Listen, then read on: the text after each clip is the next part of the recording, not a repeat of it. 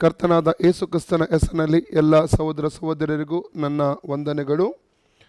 ನಾವು ಕಳೆದ ದಿವಸಗಳಿಂದ ಪ್ರಕಟಣೆ ಪುಸ್ತಕದ ಅಧ್ಯಯನವನ್ನು ನಾವು ಧ್ಯಾನ ಮಾಡ್ತಾನೆ ಬಂದಿದ್ದೇವೆ. ಈ ಸಂದರ್ಭದಲ್ಲಿ ಪ್ರಾರ್ಥನಾ ಪೂರ್ವಕವಾಗಿ ನಾವು ಇವತ್ತು ದಿವಸದ ಅಧ್ಯಯನವನ್ನು ಮುಂದುವರೆದ ಭಾಗವನ್ನು ನಾವು ಧ್ಯಾನ ಮಾಡೋಣ. ಪ್ರೀತಿಯ ಸ್ವರೂಪನಾದ ನಮ್ಮ ಪರಲೋಕ ತಂದೆಯೇ, ಯೇಸು ಕ್ರಿಸ್ತನ ನಾಮದಲ್ಲಿ ಪರಿಶುದ್ಧಾತ್ಮನ ಸಹಾಯದೊಂದಿಗೆ ನಿನ್ನ ಪಾದ ಸಮ್ಮುಖಕ್ಕೆ ನಾವು ಬಂದಿದ್ದೇವೆ. ಕರ್ತನೇ, ಈ ಒಳ್ಳೆಯ ಸಮಯಕ್ಕಾಗಿ ನಿನ್ನನ್ನು ಸ್ತುತಿಸಿಕೊಂಡು ಆಡ್ತೇವೆ. ನಿನ್ನ ವಾಕ್ಯ ಹೇಳ್ತದೆ, ವಿಮೋಚನ ಕಾಂಡ 20, 24, 25 ವಾಕ್ಯದಲ್ಲಿ, ನನ್ನ ಹೆಸರನ್ನು ಸರಿಸುವ ಜಾಗದಲ್ಲಿ ನಾನು ಬಂದು ನಿಮ್ಮನ್ನು ಆಶೀರ್ವಾದ ಮಾಡ್ತೇನೆ ಎಂಬುದಾಗಿ ಹೇಳಿದಂಥ ದೇವರು, ಈ ಸಮಯದಲ್ಲಿ ಕರ್ತನೆ ನಾವೆಲ್ಲ ನಿನ್ನ ಹೆಸರನ್ನು ಸ್ಮರಿಸುವಾಗ ನೀನು ಇಳಿದು ಬಂದು ನಮ್ಮೆಲ್ಲರನ್ನು ಇರುವಂಥ ಸ್ಥಳಗಳಲ್ಲಿ ಆಶೀರ್ವದಿಸು. ನಿನ್ನ ಜೀವನ ವಾಕ್ಯದ ಮೂಲಕ ನಮ್ಮ ಜೊತೆಯಲ್ಲಿ ಮಾತನಾಡು ಸ್ವಾಮಿ. ಯೇಸು ಕ್ರಿಸ್ತನ ಹೆಸರಿನಲ್ಲಿ ಬೇಡಿ ಹೊಂದಿದ್ದೇವೆ ನಮ್ಮ ತಂದೆಯ ದೇವರೇ, ಆಮೆನ್. Praise the lord. ಪುನರ್ವತಿ ಯೇಸುವಿನ ಹೆಸರಿನಲ್ಲಿ ಎಲ್ಲ ಸಹೋದರಿಗೂ ನನ್ನ ವಂದನೆಗಳು. ನಾವು ಪ್ರಕಟಣೆ ಪುಸ್ತಕ 1ನೇ ಅಧ್ಯಾಯ 7ನೇ ವಾಕ್ಯವನ್ನು ನಾವು ಧ್ಯಾನ ಮಾಡ್ತಾ ಬಂದಿದ್ದೇವೆ. ಅದರಲ್ಲಿ ನಾವು ಯೇಸು ಕ್ರಿಸ್ತನ ರಹಸ್ಯ ಬರೋಣ ಮತ್ತು ಬಹಿರಂಗ ಬರೋಣಕ್ಕಿರುವಂಥ ವಿಷಯಗಳನ್ನು ನಾವು ಕಲಿತುಕೊಂಡು ಬಂದಿದ್ದೇವೆ.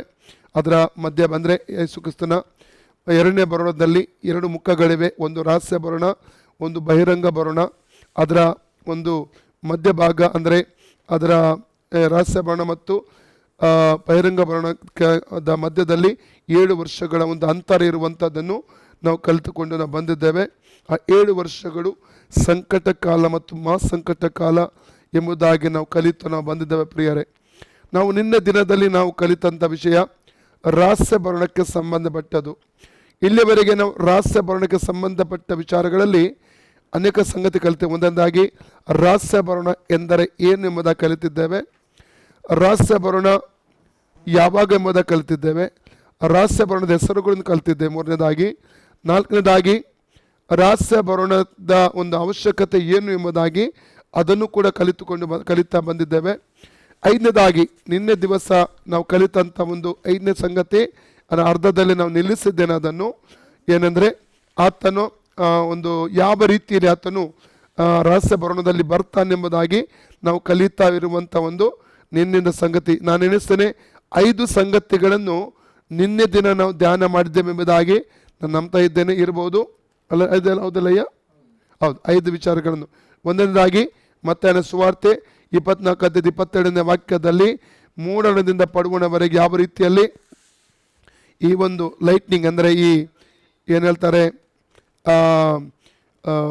ಈ ಲೈಟ್ನಿಂಗ್ ಅಂದರೆ ಮಿಂಚು ಹೊಡಿತದೋ ಆ ರೀತಿಯಲ್ಲಿ ಆತನ ಬರೋಣ ಇರ್ತದೆ ಎಂಬುದಾಗಿ ನಿನ್ನೆ ನಾವು ಧ್ಯಾನಿಸಿದೆ. 2ನೇದಾಗಿ 1 ಥೆಸಲೋನಿಕ 3ನೇ ಅಧ್ಯಾಯ 13ನೇ ವಾಕ್ಯದ ಪ್ರಕಾರ ಆತನು ತನ್ನ ಪರಿಶುದ್ಧ ಪರಿವಾರ ಸಮೇತನಾಗಿ ಬರಲಿಕ್ಕಿದ್ದಾನೆಂಬುದಾಗಿ ರಹಸ್ಯ ಬರೋಣದಲ್ಲಿ ನಾವು ಕಲಿತಿದ್ದೇವೆ. 3ನೇದಾಗಿ ಅಂದರೆ ಪ್ರಧಾನ ದೂತನ ಶಬ್ದದೊಂದಿಗೆ ಆತನು ಬರ್ತಾನೆ. ಅದು ಏನು, ಯಾವ ರೀತಿ ಎಂಬುದಾಗಿ ಕೂಡ ನಿನ್ನೆ ದಿನ ಕಲಿತಿದ್ದೇವೆ.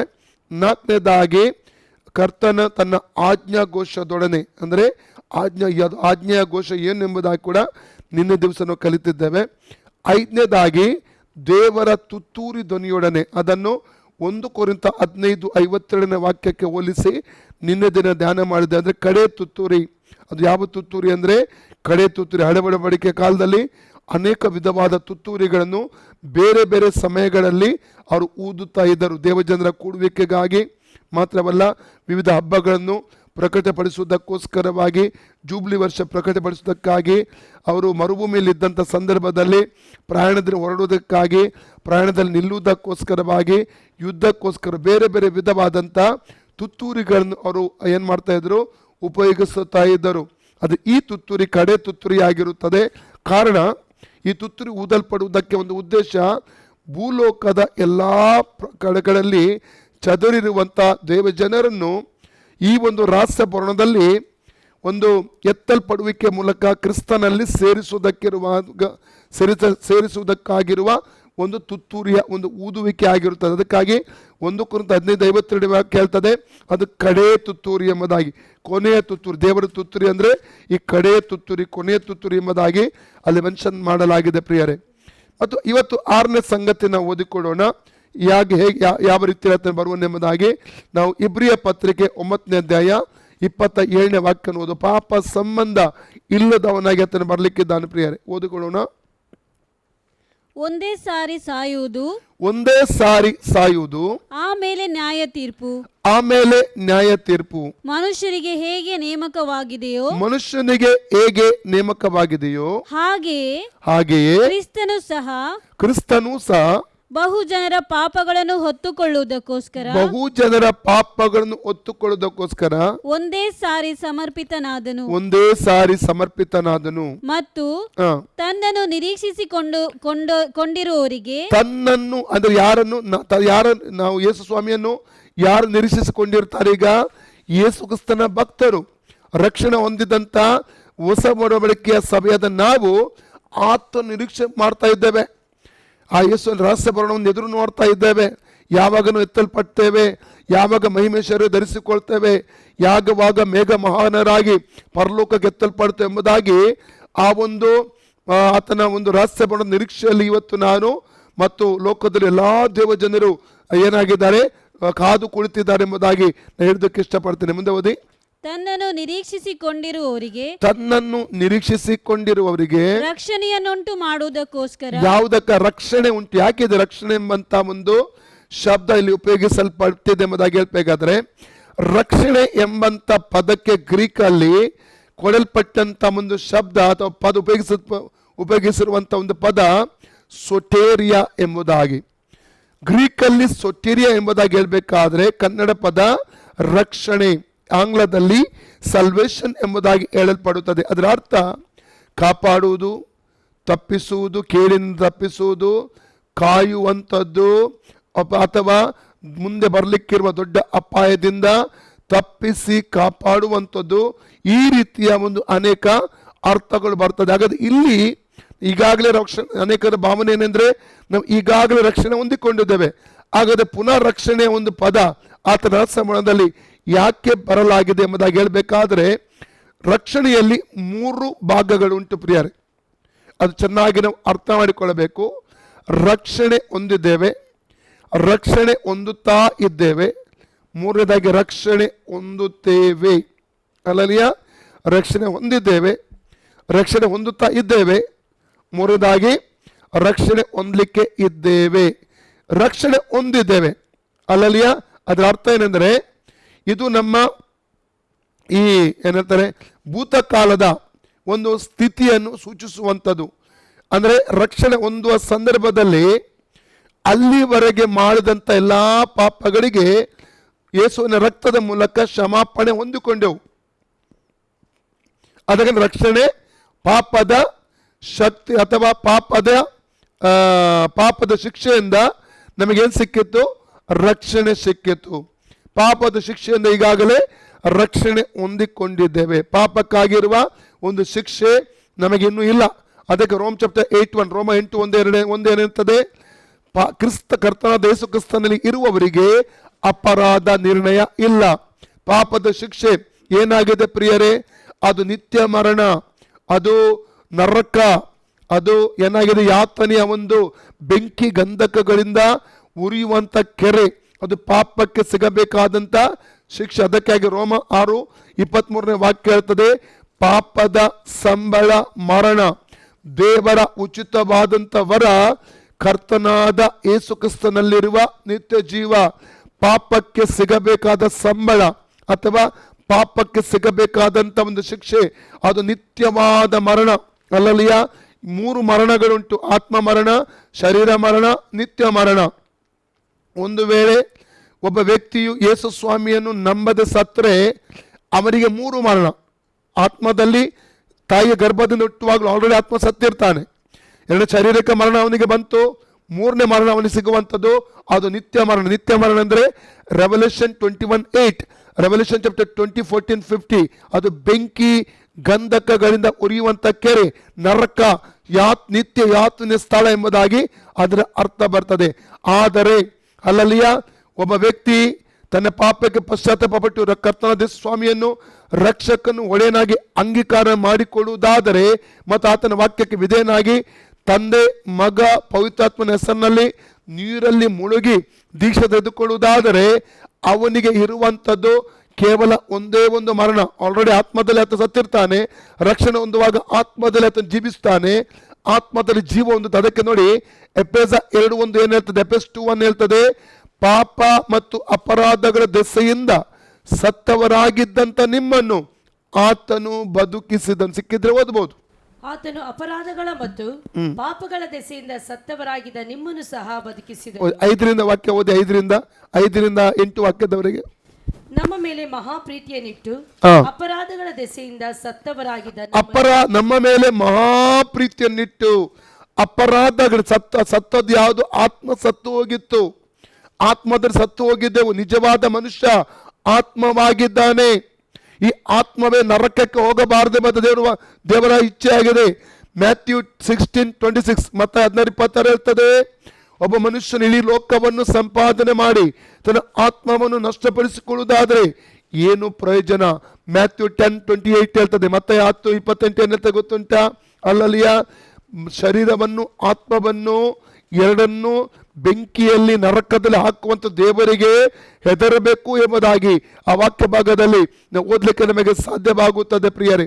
ಹಾಗಾದ್ರೆ ಇಲ್ಲಿ ನಾವು ನೋಡುವಂಥದ್ದು ಪಾಪಕ್ಕೆ ಸಿಗಬೇಕಾದಂತ ಒಂದು ಶಿಕ್ಷೆ, ಪನಿಷ್ಮೆಂಟ್, ಅದು ನಿತ್ಯ ಮರಣ. ಅದು ಯಾರು ಪಾಪಿ ಆಗಿದ್ದಾನೆ?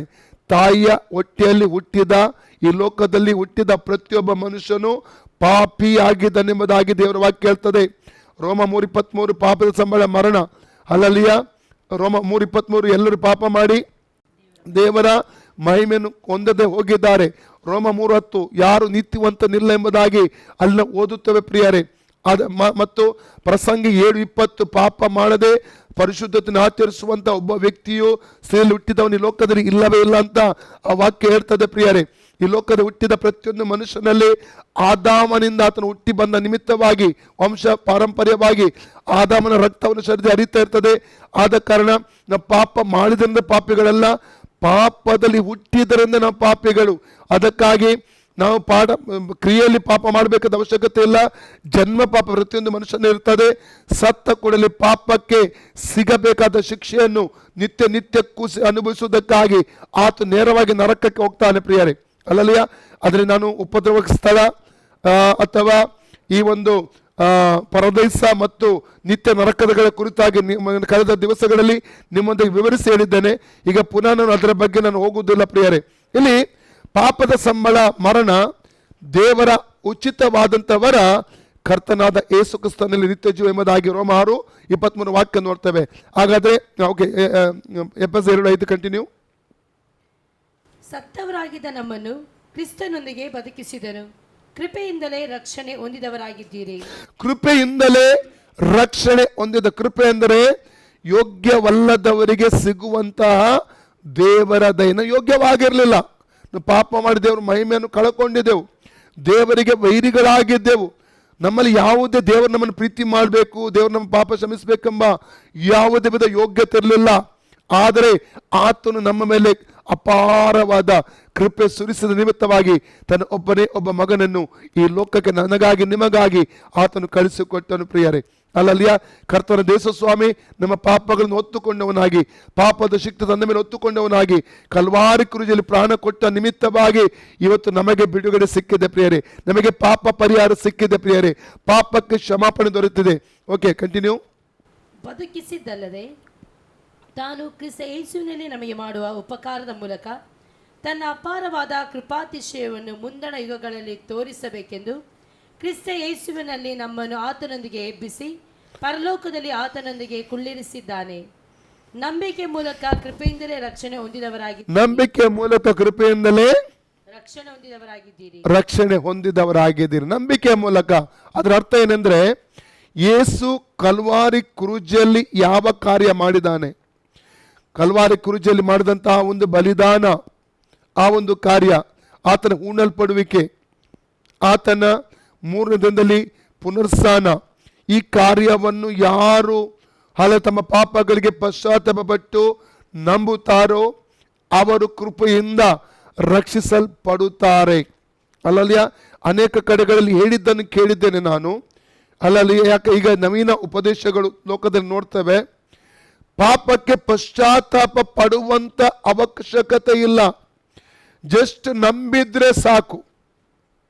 ಅಲ್ಲಲಿಯ ಪೌಲ ಇಲ್ಲಿ ಏನ್ ಹೇಳ್ತಾರೆ, ಕೆಲವರು ಹೇಳಿದ್ರೆ ಜಸ್ಟ್ ನಂಬಿದ್ರೆ ಸಾಕು, ದೇವರ ಕಡೆಗೆ ತಿರುಗಿಕೊಳ್ಳುವ ಅವಶ್ಯಕತೆ ಇಲ್ಲ. ಪೇತ್ರ ಏನ್ ಹೇಳಿದ ಪಂಚಾಯತ್ ದಿವಸದಲ್ಲಿ, ಆಕ್ಟ್ಸ್ ಆಫ್ ಅಪೋಸ್ಟಲ್ ಚಾಪ್ಟರ್ 2 37 38 39 ನೋಡಿ, ಪೇತ್ರನ ಸಂದೇಶ ಕೇಳುವಾಗ ಸಾವಿರಾರು ಜನ ಅಲ್ಲಿ ಇದ್ದರು. ಆದ್ರೆ 3,000 ಜನರ ಹೃದಯದಲ್ಲಿ ಪ್ರಸಂಗ ಕೇಳಿ ಅಲಗು ನೆಟ್ಟಂತ ಅನುಭವ ಆಯ್ತು. ಅವ್ರು ಕೇಳ್ತಾ ಇದ್ದಾರೆ, ಸಹೋದರೇ ನಾವು ಏನು ಮಾಡ್ಬೇಕು ರಕ್ಷಣೆ ಹೊಂದಬೇಕಾದ್ರೆ? ಯಾಕಂದ್ರೆ ಅಪೊಸ್ತಲಗೀತೆ 16:31 ಆ ಫಿಲಿಷ್ಟಿಯ ಸೆರೆಮನೆಯ ಅಧಿಕಾರಿ ಕೇಳಿದ ಪೌಲ ಸೀಲರಿಗೆ ಪ್ರಶ್ನೆ ಕೇಳಿದ ರೀತಿಯಲ್ಲಿತ್ತು ಈ ಒಂದು ಜನರ ಒಂದು ಪ್ರಶ್ನೆ ಆಗಿತ್ತು ಪ್ರಿಯರೇ. ಅದಕ್ಕೆ ಪೇತ್ರ ಏನು ಉತ್ತರ ಕೊಡ್ತಾನೆ ನೋಡುವ, ಓದಿ. ಪೇತ್ರನು ಅವನಿಗೆ, ನಿಮ್ಮ ಪಾಪಗಳು ಪರಿಹಾರವಾಗುವುದಕ್ಕಾಗಿ ನಿಮ್ಮಲ್ಲಿ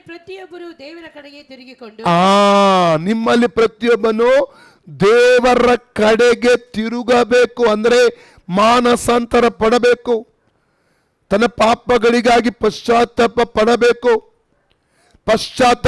ನಿಜವಾದ ಪಶ್ಚಾತ್ತಾಪ ಮಾತ್ರ ಸರಿಯಾದ ಫಲವನ್ನು ತರುವುದಕ್ಕೆ ಸಾಧ್ಯ.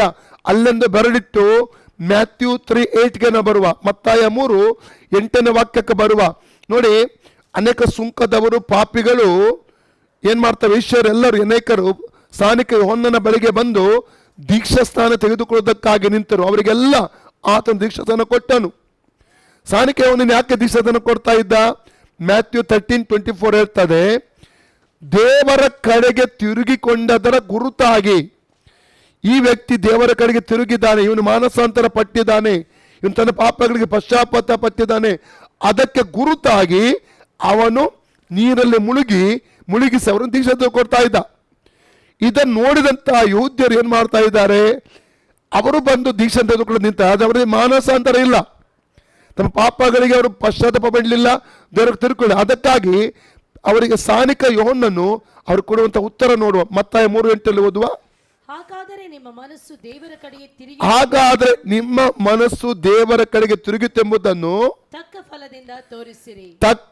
ಫಲದಿಂದ ತೋರಿಸಿರಿ. ಅಲ್ಲಲುಯ್ಯ. ನನ್ನ ಪ್ರೀತಿಯ ಸಹೋದರ ಸಹೋದರಿ, ನಾವು ದೇವರ ಕಡೆಗೆ ತಿರುಗಿಕೊಳ್ಳುವಾಗ, ನೀವು ರಕ್ಷಣೆ ಹೊಂದಿದ ನಂತರ ನಾನು ಹೇಳುವಂತ ಒಂದು ಮುಖ್ಯ ವಿಚಾರ, ತಿರುಗಿಕೊಳ್ಳುವ ಸಮಯದಲ್ಲಿ ನಿನ್ನ ಪಾಪಗಳಿಗೆ ಮೊದಲು ಪಶ್ಚಾತ್ತಾಪ ಪಡಬೇಕು. ಅಲ್ಲಲಿಯ. ಅಂದ್ರೆ ಕೆಲವು ಕಡೆ ಇನ್ನೂ ಬೇರೆ ಉಪದೇಶ ಕೇಳಲ್ಪಟ್ಟಿದ್ದೇನೆ, ನೀನು ಹೆಚ್ಚು ನಂಬಿಕೊಂಡು ನೀನು ನಂತರ ದೀಕ್ಷೆ ತಗೊಂಡ್ರೆ ಸಾಕಾಗ್ತದೆ. ಪಾಪಕ್ಕೆ ಪಶ್ಚಾತ್ತಾಪ ಪಡುವ ವಿಷಯದಲ್ಲಿ ಅವ್ರು ಹೇಳಿಕೊಳ್ಳುವುದಿಲ್ಲ. ಅವರು ಅನೇಕ ಸಭೆಗೆ ಬರುವಂಥವರು ಕುಡಿಯುವವರಿಗೆ ಕೂಡ ಇರ್ತಾರೆ, ವ್ಯಭಿಚಾರ ಪಾಪದಲ್ಲಿ ಇರ್ತಾರೆ. ಅದರ ಬಗ್ಗೆ ಅನೇಕರು ಗಮನ ಹರಿಸುವುದಿಲ್ಲ ಪ್ರಿಯರೇ. ಇಲ್ಲಿ ನೋಡುವಂಥದ್ದು ಅಲಲಿಯ ನಿಜ ಪಾಪ ನಾವು ಪಶ್ಚಾತ್ತಾಪ ಪಡಬೇಕು ಮತ್ತು ಅದರ ಫಲಗಳು ನಮ್ಮ ಜೀವಿತದಲ್ಲಿ ಇರಬೇಕು. ಉದಾಹರಣೆಗೆ ಲೂಕ್ ಚಾಪ್ಟರ್ 19, ಲೂಕ 19ರಲ್ಲಿ 1-10 ವಾಕ್ಯ ಓದುವಾಗ, ಜಕ್ಕ ಯೇಸು ಸ್ವಾಮಿಯನ್ನು ನೋಡುವುದಕ್ಕೆ ಅನೇಕ ದಿವಸ ಇಷ್ಟಪಡ್ತಾ ಇದ್ದ. ಜನಸಂದೆ ನಿಮಿತ್ತ ಆತ ನೋಡ್ಲಿಕ್ಕೆ ಆಗಲಿಲ್ಲ. ಯೇಸು ಬರುವ ಮಾರ್ಗದಲ್ಲಿ ಒಂದು ಮರವನ್ನು ಹತ್ತಿದ್ದ. ಯೇಸು ಆಚೆ ಕಡೆ ಬಂದ, ಜಕ್ಕಾನನ್ನು ಕರೆದ, ಜಕ್ಕಾನೆ ಕೆಳಗಿಳಿದು ಬಾ, ನಿನ್ನ ಮನೆಯಲ್ಲಿ ನಾನು ಹಿಡ್ಕೊಳ್ಳಬೇಕು ಇವತ್ತೆಂಬುದಾಗಿ ಹೇಳಿದಾಗ ಜಕ್ಕ ಹಿಡಿದು ಬಂದು ಅವನ ಬಾಯಿಂದ ಬಂದ ಮಾತು ಏನು ಗೊತ್ತುಂಟ?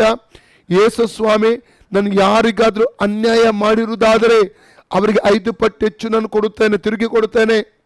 ಅಥವಾ ನನ್ನ ಆಸ್ತಿಯಲ್ಲಿ ನಾನು ಆಸ್ತಿಯನ್ನು ಎಲ್ಲ ಮಾರಿ ಅರ್ಧ ಭಾಗವನ್ನು ಬಡವರಿಗೆ ಹಂಚುತ್ತೇನೆ. ಇದೇ ಪಶ್ಚಾತ್ತಾಪದ ಫಲವಾಗಿದೆ. ಕಾರಣ ಅವನೊಬ್ಬ ಸುಂಕದವನಾಗಿದ್ದುಕೊಂಡು ಅನೇಕರಿಗೆ ಮೋಸ, ವಂಚನೆ ಹಾಗೂ ಅನ್ಯಾಯ ಮಾಡಿಕೊಂಡು ತನ್ನ ಒಂದು ಆಸ್ತಿಯನ್ನು ಆತನು ಕೂಡಿಸಿಟ್ಟಿದ್ದನು ಪ್ರಿಯರೇ.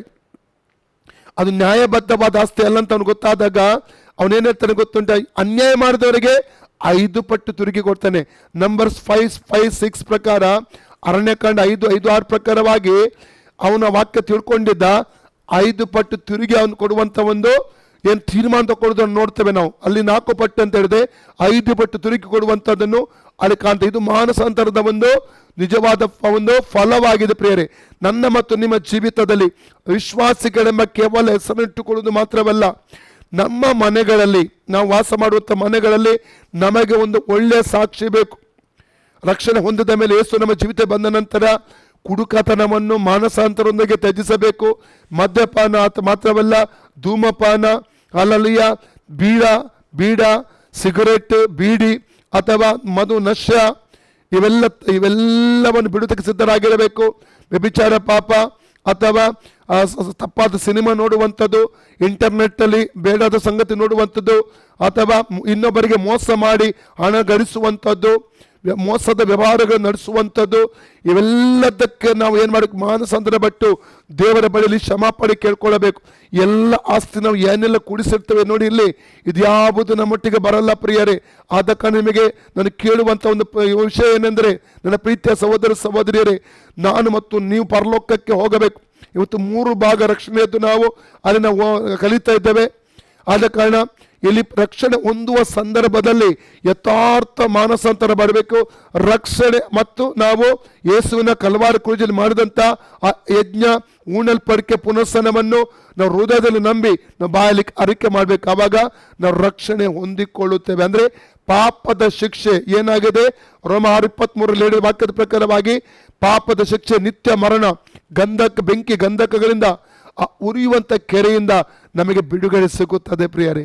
ಪಾಪದ ಶಿಕ್ಷೆಯಿಂದ ಆಗ ಬಿಡುಗಡೆ ಆದರೆ ರಕ್ಷಣೆ ಹೊಂದಿದ ನಂತರವಾಗಿ ನನ್ನ ಮತ್ತು ನಿಮ್ಮ ಜೀವಿತದಲ್ಲಿ ಒಂದು ಸಾಕ್ಷಿ ಬರಬೇಕು.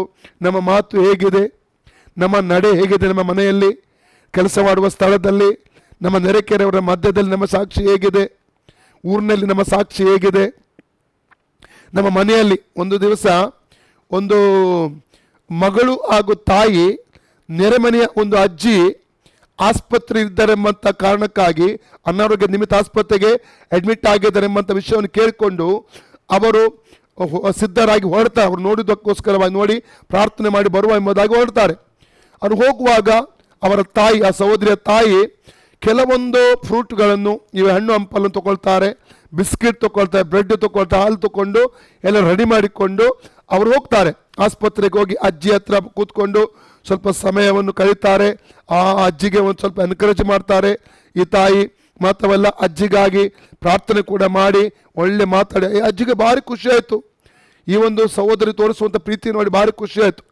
ಮತ್ತೆ ಎಲ್ಲ ಆಗಿ ಅವ್ರು ತಿರುಗಿ ಸ್ವಲ್ಪ ಸಮಯದ ನಂತರ ತಿರುಗಿ ಮನೆಗೆ ಬರ್ತಾರೆ. ಮನೆಗೆ ಬರುವಾಗ ಈ ಸಹೋದರಿಯ ಮಗಳು ಮಾತನಾಡ್ತಾ ಇಲ್ಲ, ಮೌನವಾಗಿರುತ್ತಾಳೆ.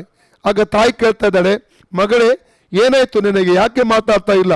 ಆಗ ಆ ಮಗಳು ಹೇಳ್ತಾ, ನಾನು ಏನೋ ಒಂದು ಯೋಚನೆ ಮಾಡ್ತಾ ಇದ್ದೇನೆ ಮಮ್ಮಿ ಎಂಬುದಾಗಿ. ಏನಮ್ಮ, ಏನು ಯೋಚನೆ ಮಾಡ್ತಾ ಇದೆಯಾ? ಅಲ್ಲ, ನಮ್ಮ ಮನೆಯಲ್ಲಿ ನಮ್ಮ ಅಜ್ಜಿ ಇದ್ದಾರಲ್ಲ, ಅವರೇ ಸಮಪ್ರಾಯದವರು. ಈಗ ನಾವು ನೋಡ್ಲಿಕ್ಕೆ ಹೋದ ಅಜ್ಜಿ ಸಮಪ್ರಾಯದವರು.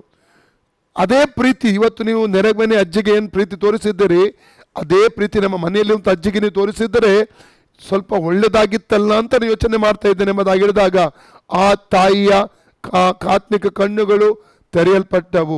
ಆ ಒಂದು ತೆರೆಪಟ್ಟು ತನ್ನ ತಪ್ಪನ್ನು ಅವರು ತಿಳಿದುಕೊಂಡು ತನ್ನ ತಪ್ಪನ್ನು ತಿದ್ದಿಕೊಂಡು ನಂತರ ಮನೆಯಲ್ಲಿರುವಂಥ ತಾಯಿಯನ್ನು ಅವರು ಪ್ರೀತಿ ಮಾಡಲಿಕ್ಕೆ ಪ್ರಾರಂಭ ಮಾಡಿದ್ರು ಪ್ರಿಯರೇ. ಹಾಗಾದರೆ ನಮ್ಮ ಸಾಕ್ಷಿ ನಮ್ಮ ಮನೆಯಲ್ಲಿ ಹೇಗಿದೆ, ಗಂಡ ಹೆಂಡತಿ ಸಂವಾದ ನಮ್ಮದು ಹೇಗಿದೆ ಪ್ರಿಯರೇ? ಇವತ್ತು ನಾವು ಯಾವ ರೀತಿ ಜೀವನ ಮಾಡ್ತಾ ಇದ್ದೇವೆ? ಒಂದು ನಮ್ಮನ್ನು ನೋಡಿಕೊಂಡು ನಿಜವಾದ ಕ್ರೈಸ್ತ ದಂಪತಿಗಳಂತ ಹೇಳಲಿಕ್ಕೆ ಸಾಧ್ಯವಾ? ಬಾರಿನ್ ದೇಶದಲ್ಲಿ ಹಲಲಿಯ ನಮ್ಮ ಸಹೋದರ ರಾನಿ ಅಂತ ಒಬ್ಬರಿದ್ದಾರೆ, ರಾನಿ ಮಿನೇಜಸ್ ಅಂತ, ಫಿಲದೆಲ್ಫಿಯಾ ಚರ್ಚ್ ಆಫ್ ಫಿಲದೆಲ್ಫಿಯಾ ಚರ್ಚಲ್ಲಿ ಅವರಿದ್ದಾರೆ.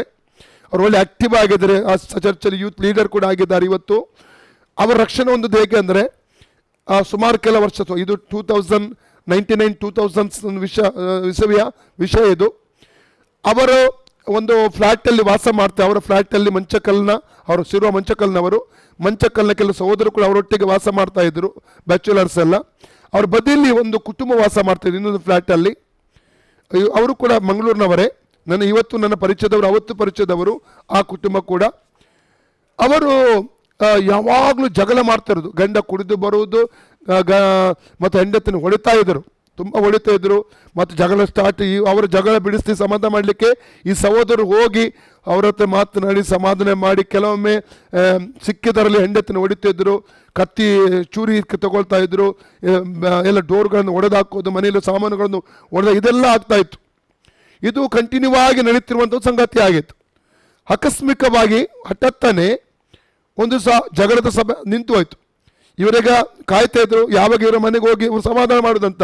ಆದರೆ ಒಂದು ಶಬ್ದ ಕೇಳ್ತಾ ಇಲ್ಲ. ಬದಲಿಗೆ ಆತ್ಮಿಕ ಹಾಡುಗಳನ್ನು ಹಾಡುವಂಥ ಶಬ್ದ ಕೇಳ್ತಾ ಇದೆ. 1 ದಿವಸ ಆಯಿತು, 5 ದಿವಸ ಆಯಿತು, 1 ವಾರ ಆಯಿತು, 15 ದಿವಸ ಆಯಿತು, ಜಗಳದ ಶಬ್ದ ಕೇಳ್ತಾ ಇಲ್ಲ. ಇವರು ಸಮಾಧಾನ ಮಾಡಲಿಕ್ಕೆ ಹೋಗುವ ಸನ್ನಿವೇಶ ಬರ್ತಾ ಇಲ್ಲ. ಬದಲಿಗೆ ಆತ್ಮಿಕ ಹಾಡುಗಳು ಕೇಳ್ತಾ ಇದೆ, ಬೈಬಲ್ ಓದುವಂಥದ್ದು ಕೇಳ್ತಾ ಇದೆ, ಗಟ್ಟಿಯಾಗಿ ಪ್ರಾರ್ಥನೆ ಮಾಡುವಂಥ ಶಬ್ದ ಕೇಳ್ತಾ ಇದೆ. ಈ ರೋನಿ ಬ್ರದರ್ ಒಂದು ದಿವಸ ಅವರ ಮನೆಗೆ ಹೋಗಿ ಕೇಳಿದ್ರು, ಅಲ್ಲ ನೀವು ಇಷ್ಟು ಬದಲಾವಣೆ ಹೇಗೆ ಬಂತು ಒಮ್ಮೆಂದೊಮ್ಮೆ ನಿಮ್ಮ ಮನೆಯಲ್ಲಿ, ಏನಾಯಿತು ನಿಮಗೆ? ಜಗಳ ಇಲ್ಲ, ಪ್ರೀತಿಯಿಂದ, ಯಾಕಂದರೆ ಅವರು ಮನೆಯಿಂದ ಹೊರಗೆ ಕೈ ಹಿಡ್ಕೊಂಡು ಒಬ್ಬರಿಗೆ ಇಟ್ಕೊಂಡು ಪ್ರೀತಿಯಿಂದ ನಗುತ್ತಾ ಹೋಗ್ತಾ ಇದ್ರಂತ. ಆಗ ರೋನಿ ಬ್ರದರ್ ಅವ್ರಿಗೆ ಕೇಳಿದಾಗ ಅವರಿಗೆ ರೋನಿ ಬ್ರದರ್ ಹೇಳಿದ್ರಂತೆ, ಅವರು ನಮಗೆ ದೇವರ ವಾಕ್ಯ ಗೊತ್ತಿ, ಕ್ರೈಸ್ತ ಕುಟುಂಬದ ಹುಟ್ಟಿ ಬೆಳೆದವರು ನಾವು, ಆದರೆ ನಮಗೆ ವಾಕ್ಯ ಗೊತ್ತಿರಲಿಲ್ಲ. ಯಾರೋ ನಮಗೆ ಸುವಾರ್ತೆ ಹೇಳಿದರು. ನಾವು ಸುವಾರ್ತೆಯನ್ನು ಅವರು ರೋಮನ್ ಕಥೆ ಕುಟುಂಬಕ್ಕೆ ಸಂಬಂಧಪಟ್ಟವರಾಗಿದ್ದರು. ಆ ದಿವಸಗಳಲ್ಲಿ ನನಗೆ ಅವರು ನಮಗೆ ವಾಕ್ಯ ಗೊತ್ತಿರಲಿಲ್ಲ, ಯಾರು ಸುವಾರ್ತೆ ಹೇಳಿದರು, ಆ ಸುವಾರ್ತೆ ಅಂಗೀಕಾರ ಮಾಡಿಕೊಂಡು ಈಗ ಸಭೆಗೆ ಹೋಗ್ಲಿಕ್ಕೆ ಸ್ಟಾರ್ಟ್ ಮಾಡಿದಾಗ ವಾಕ್ಯ ಕೇಳಿ ನನ್ನ ಗಂಡ ಹೇಳಿದ ನನ್ನ ಜೀವಿತ ಬದಲಾಯಿತು. ನನ್ನ ಕುಡುಕತನೆಲ್ಲ ಬಿಟ್ಟೆ, ನಾನು ಜಗಳ ಎಲ್ಲ ಬಿಟ್ಟು ಹೋಯಿತು. ಇವತ್ತು ನಮ್ಮ ಕುಟುಂಬದಲ್ಲಿ ಸಮಾಧಾನ ಬಂದಿದೆ. ನಾವು ಕುಟುಂಬವಾಗಿ ಪ್ರಾರ್ಥನೆ ಮಾಡ್ತೇವೆ, ಆರಾಧನೆ ಮಾಡ್ತೇವೆ, ಮತ್ತು ಎಲ್ಲ ಜನರಿಗಾಗಿ ಲೋಕಕ್ಕಾಗಿ ಕೂಡ ನಾವು ಪ್ರಾರ್ಥನೆ ಮಾಡ್ತಾ ಇದ್ದೇವೆ ಎಂಬುದಾಗಿ ಅವರ ಸಾಕ್ಷಿಯನ್ನು ಹೇಳಿದಾಗ ಇವರು ಅವತ್ತೇ ಸ್ವಾಮಿಯನ್ನು ರಕ್ಷಕನು ಒಡೆಯನಾಗಿ ರೋನಿ ಬ್ರದರ್ ಅಂಗೀಕಾರ ಮಾಡಿ ಇವತ್ತಿನವರೆಗೂ ದೇವರು ಅವರನ್ನು ಶಕ್ತವಾಗಿ ಉಪಯೋಗ ಮಾಡ್ತಾ ಇದ್ದಾನೆ. ಅಲ್ಲಲ್ಲಿಯ ಇದು ಒಂದೇ ಮಾತ್ರ ಸಾಕ್ಷಿ ಅಲ್ಲ, ಅನೇಕ ಸಾಕ್ಷಿಗಳು ಉಂಟು ನಿಮ್ಮ ಹೇಳಿಕೆ. ಅದಕ್ಕಾಗಿ ನನ್ನ ಪ್ರೀತಿಯ ಸಹೋದರ ಸಹೋದರಿ, ಇರುವಂಥ ಮನೆಯಲ್ಲಿ, ಕೆಲಸ ಮಾಡುವ ಸ್ಥಳದಲ್ಲಿ ಸಾಕ್ಷಿ ಹೇಳುವುದಕ್ಕಿಂತಲೂ ಸಾಕ್ಷಿಯಾಗಿ ಜೀವಿಸುವಂಥದ್ದು ಉತ್ತಮವಾದದ್ದು. ಅದಕ್ಕೆ ಎಫೆಸ ಪತ್ರಿಕೆ 4:17 ಹೇಳ್ತದೆ, ಇನ್ನು ಮುಂದೆ ನೀವು ಅನ್ಯ ಜನರು ನಡೆದುಕೊಳ್ಳುವ ಪ್ರಕಾರ ನಡೆಯಬೇಡಿ ಎಂಬುದಾಗಿ ಅಲ್ಲಿ ಪೌಲನು ಹೇಳುವಂಥದ್ದನ್ನು ಅಲ್ಲಿ ನಾವು ಕಾಣ್ತಾ ಇದ್ದೇವೆ. ನಮ್ಮ ಜೀವಿತದಲ್ಲಿ ಒಂದು ಸಾಕ್ಷಿ ಇಲ್ಲ, ಅನೇಕರಿಗೆ ಹೇಳುವುದಕ್ಕೆ ನೋಡುವಾಗ ಸಾಕ್ಷಿ ನಮ್ಮಲ್ಲಿ ಇಲ್ಲದಿದ್ದರೆ ನಾವು ಆತ್ಮೀಯ ಜೀವಿತದಲ್ಲಿ ಬಂದು ಕೂಡ ಏನು ಪ್ರಯೋಜನ ಇಲ್ಲ ಪ್ರಿಯರೇ. ಅಲ್ಲಲ್ಲಿಯ ನಾನು ರಕ್ಷಣೆ ಹೊಂದಿದಂಥ ಸಂದರ್ಭದಲ್ಲಿ ಬಾರಿನಲ್ಲಿ ಆವಾಗ ಕರಿಸ್ಮೆಟಿಕ್ ಆಗಿದ್ದೆ. ನಾನು ಕರಿಸ್ಮೆಟಿಕ್ ಪ್ರೇಯರ್ಗೆ ನಾನು ಹೋಗ್ತಾ ಇದ್ದೆ. ಆದರೆ ಅನೇಕ ಸಲ ನನಗೆ ತಿಂಗಳಿಗೊಮ್ಮೆ ಪ್ರಸಂಗ ಮಾಡುವಂಥ ಸನ್ನಿವೇಶ ಚರ್ಚಲ್ಲಿ ಸಿಗ್ತಾ ಇತ್ತು. ಅಲ್ಲಿ ಭಾನುವಾರ ಇತ್ತು. ಆದರೆ ನನ್ನ ಜೀವಿತ ಸರಿ ಇರಲಿಲ್ಲ, ಕುಡಿಕತನ ಎಲ್ಲ ಭಯಂಕರವಾಗಿತ್ತು. ಮಾತ್ರವಲ್ಲ, ನನ್ನ ಜೊತೆಯಲ್ಲಿರುವಂಥ ಕ್ರಿಶ್ಚಿಯನ್ ಎಂಬುದಾಗಿರುವಂಥ ಒಬ್ಬ ವ್ಯಕ್ತಿ ಇದ್ದ. ರೂಮಲ್ಲಿ ಸರಿಯನ್ನು ಹೊಡೆಯುವುದು ಅವರಿಗೆ. ನಾನು ಆವಾಗ ಅವ್ರದ್ದು 45 ವರ್ಷವಾಗಿತ್ತು. ನಾನು ಎಣಿಸ್ತೇನೆ ಆ ಟೈಮಲ್ಲಿ 25-26 ವಯಸ್ಸಾಗಿತ್ತು. ತುಂಬ ದೊಡ್ಡ ನನ್ನ ಡಬ್ಬಲ್ ವಯಸ್ಸು ಅವರಿಗೆ. ಆ ಟೈಮಲ್ಲಿ ಅವ್ರಿಗೆ ಕಿಟ್ಟ ಅಂತ ತಮಾಷೆ ಮಾಡಿ ಎಷ್ಟೋ ಸಲ ಕುಡಿದು ಬಂದು ಗೋಡೆಗೆಲ್ಲ ಒಡೆದು ಹಾಕಿದ್ದೇನೆ ಅವ್ರ ತಲೆಯನ್ನೆಲ್ಲ. 3 ಸಲ ನನ್ನ ಬಾಸ್ ನನಗೆ ವಾರ್ನ್ ಮಾಡಿದ್ರು, ಪ್ಯಾಕ್ ಮಾಡಿ ನಾನು ಇಂಡಿಯಾಕ್ಕೆ ಕಳಿಸ್ತೇನೆ, ಜೈಲಿಗೆ ಪೊಲೀಸರಿಗೆ ಕೊಡ್ತೇನೆ ಎಂಬುದಾಗಿ. ಆದರೆ ಏನಾಯಿತು, ರಕ್ಷಣೆ ಹೊಂದಿದ ನಂತರ ನನ್ನ ಜೀವಿತದಲ್ಲಿ ಬದಲಾವಣೆ ಆಯಿತು. ಅವರಿಗೆ ಮಾಮ ಅಂತ ಕರೀಲಿಕ್ಕೆ ಪ್ರಾರಂಭ ಮಾಡಿದೆ. ಅವರ ಕೆಲಸದಲ್ಲಿ ಅವರಿಗೆ ನಾನು ಹೆಲ್ಪ್ ಮಾಡ್ತಾ ಇರುವಾಗ ಅವ್ರಿಗೆ ಗೊತ್ತಾದ ಇವನು ಏನು ಬದಲಾವಣೆ ಆಗಿದ್ದಾನೆ. ನನ್ನ ಪ್ರತಿ ಗುರುವಾರ ನನ್ನ ರೂಮಲ್ಲಿ ನಾವು ಪ್ರಾರ್ಥನೆ ಮಾಡ್ತಾ ಇದ್ದೇವೆ. ರಾತ್ರಿಯಲ್ಲಿ ಸುಮಾರು ಒಂದು 15ರಿಂದ 20ಕ್ಕಿಂತ ಅಧಿಕ ಸಹೋದರಲ್ಲಿ ಬರ್ತಾ ಇದ್ದರು. ಒಟ್ಟಿಗೆ ಅಲ್ಲಿ ನಾನೆಲ್ಲ ಅಡಿಗೆ ಮಾಡಿ ರೆಡಿ ಮಾಡಿ ಮತ್ತೆ ರಾತ್ರಿ ಎಲ್ಲ ಪ್ರಾರ್ಥನೆ ಮಾಡ್ತಾ ಇದ್ದೆವು. ಬರುವಂಥ ಎಲ್ಲರಿಗೂ ಕೂಡ ಆ ಸಹೋದರ ಕೃಷ್ಣನ್ ಹೇಳ್ತಾ ಇದ್ರು, ಏನಂದರೆ ಸುನಿಲ್ ಅವ್ರಿಗೆ ಗೊತ್ತಾಗ್ತಾ ಇಲ್ಲ ಅದು ಏನಾಗಿದೆ ರಕ್ಷಣೆ ಎಂಬುದಾಗಿ. ಸುನಿಲ್ ಒಳಗೆ ಸ್ವಾಮಿ ಬಂದಿದ್ದಾರೆ ಅಂತ ಅವರಿಗೆ ಹೇಳ್ತಾ ಇದ್ರು. ಹಲ್ಲಲ್ಲೆಲೂಯಾ. ಆಗ ನನ್ನ ಪ್ರೀತಿಯ ಸಹೋದರ ಸಹೋದರಿಯೇ, ಇವತ್ತು ನಮ್ಮ ಸಾಕ್ಷಿ ಯಾವ ರೀತಿಯಲ್ಲಿದೆ? ನಾವು ಜನರ ಮುಂದೆ ಸುಳ್ಳು ಹೇಳ್ತಾ ಇದ್ದೇವಾ? ಜನರಿಗೆ ಮೋಸ ಮಾಡ್ತಾ ಇದ್ದೇವಾ?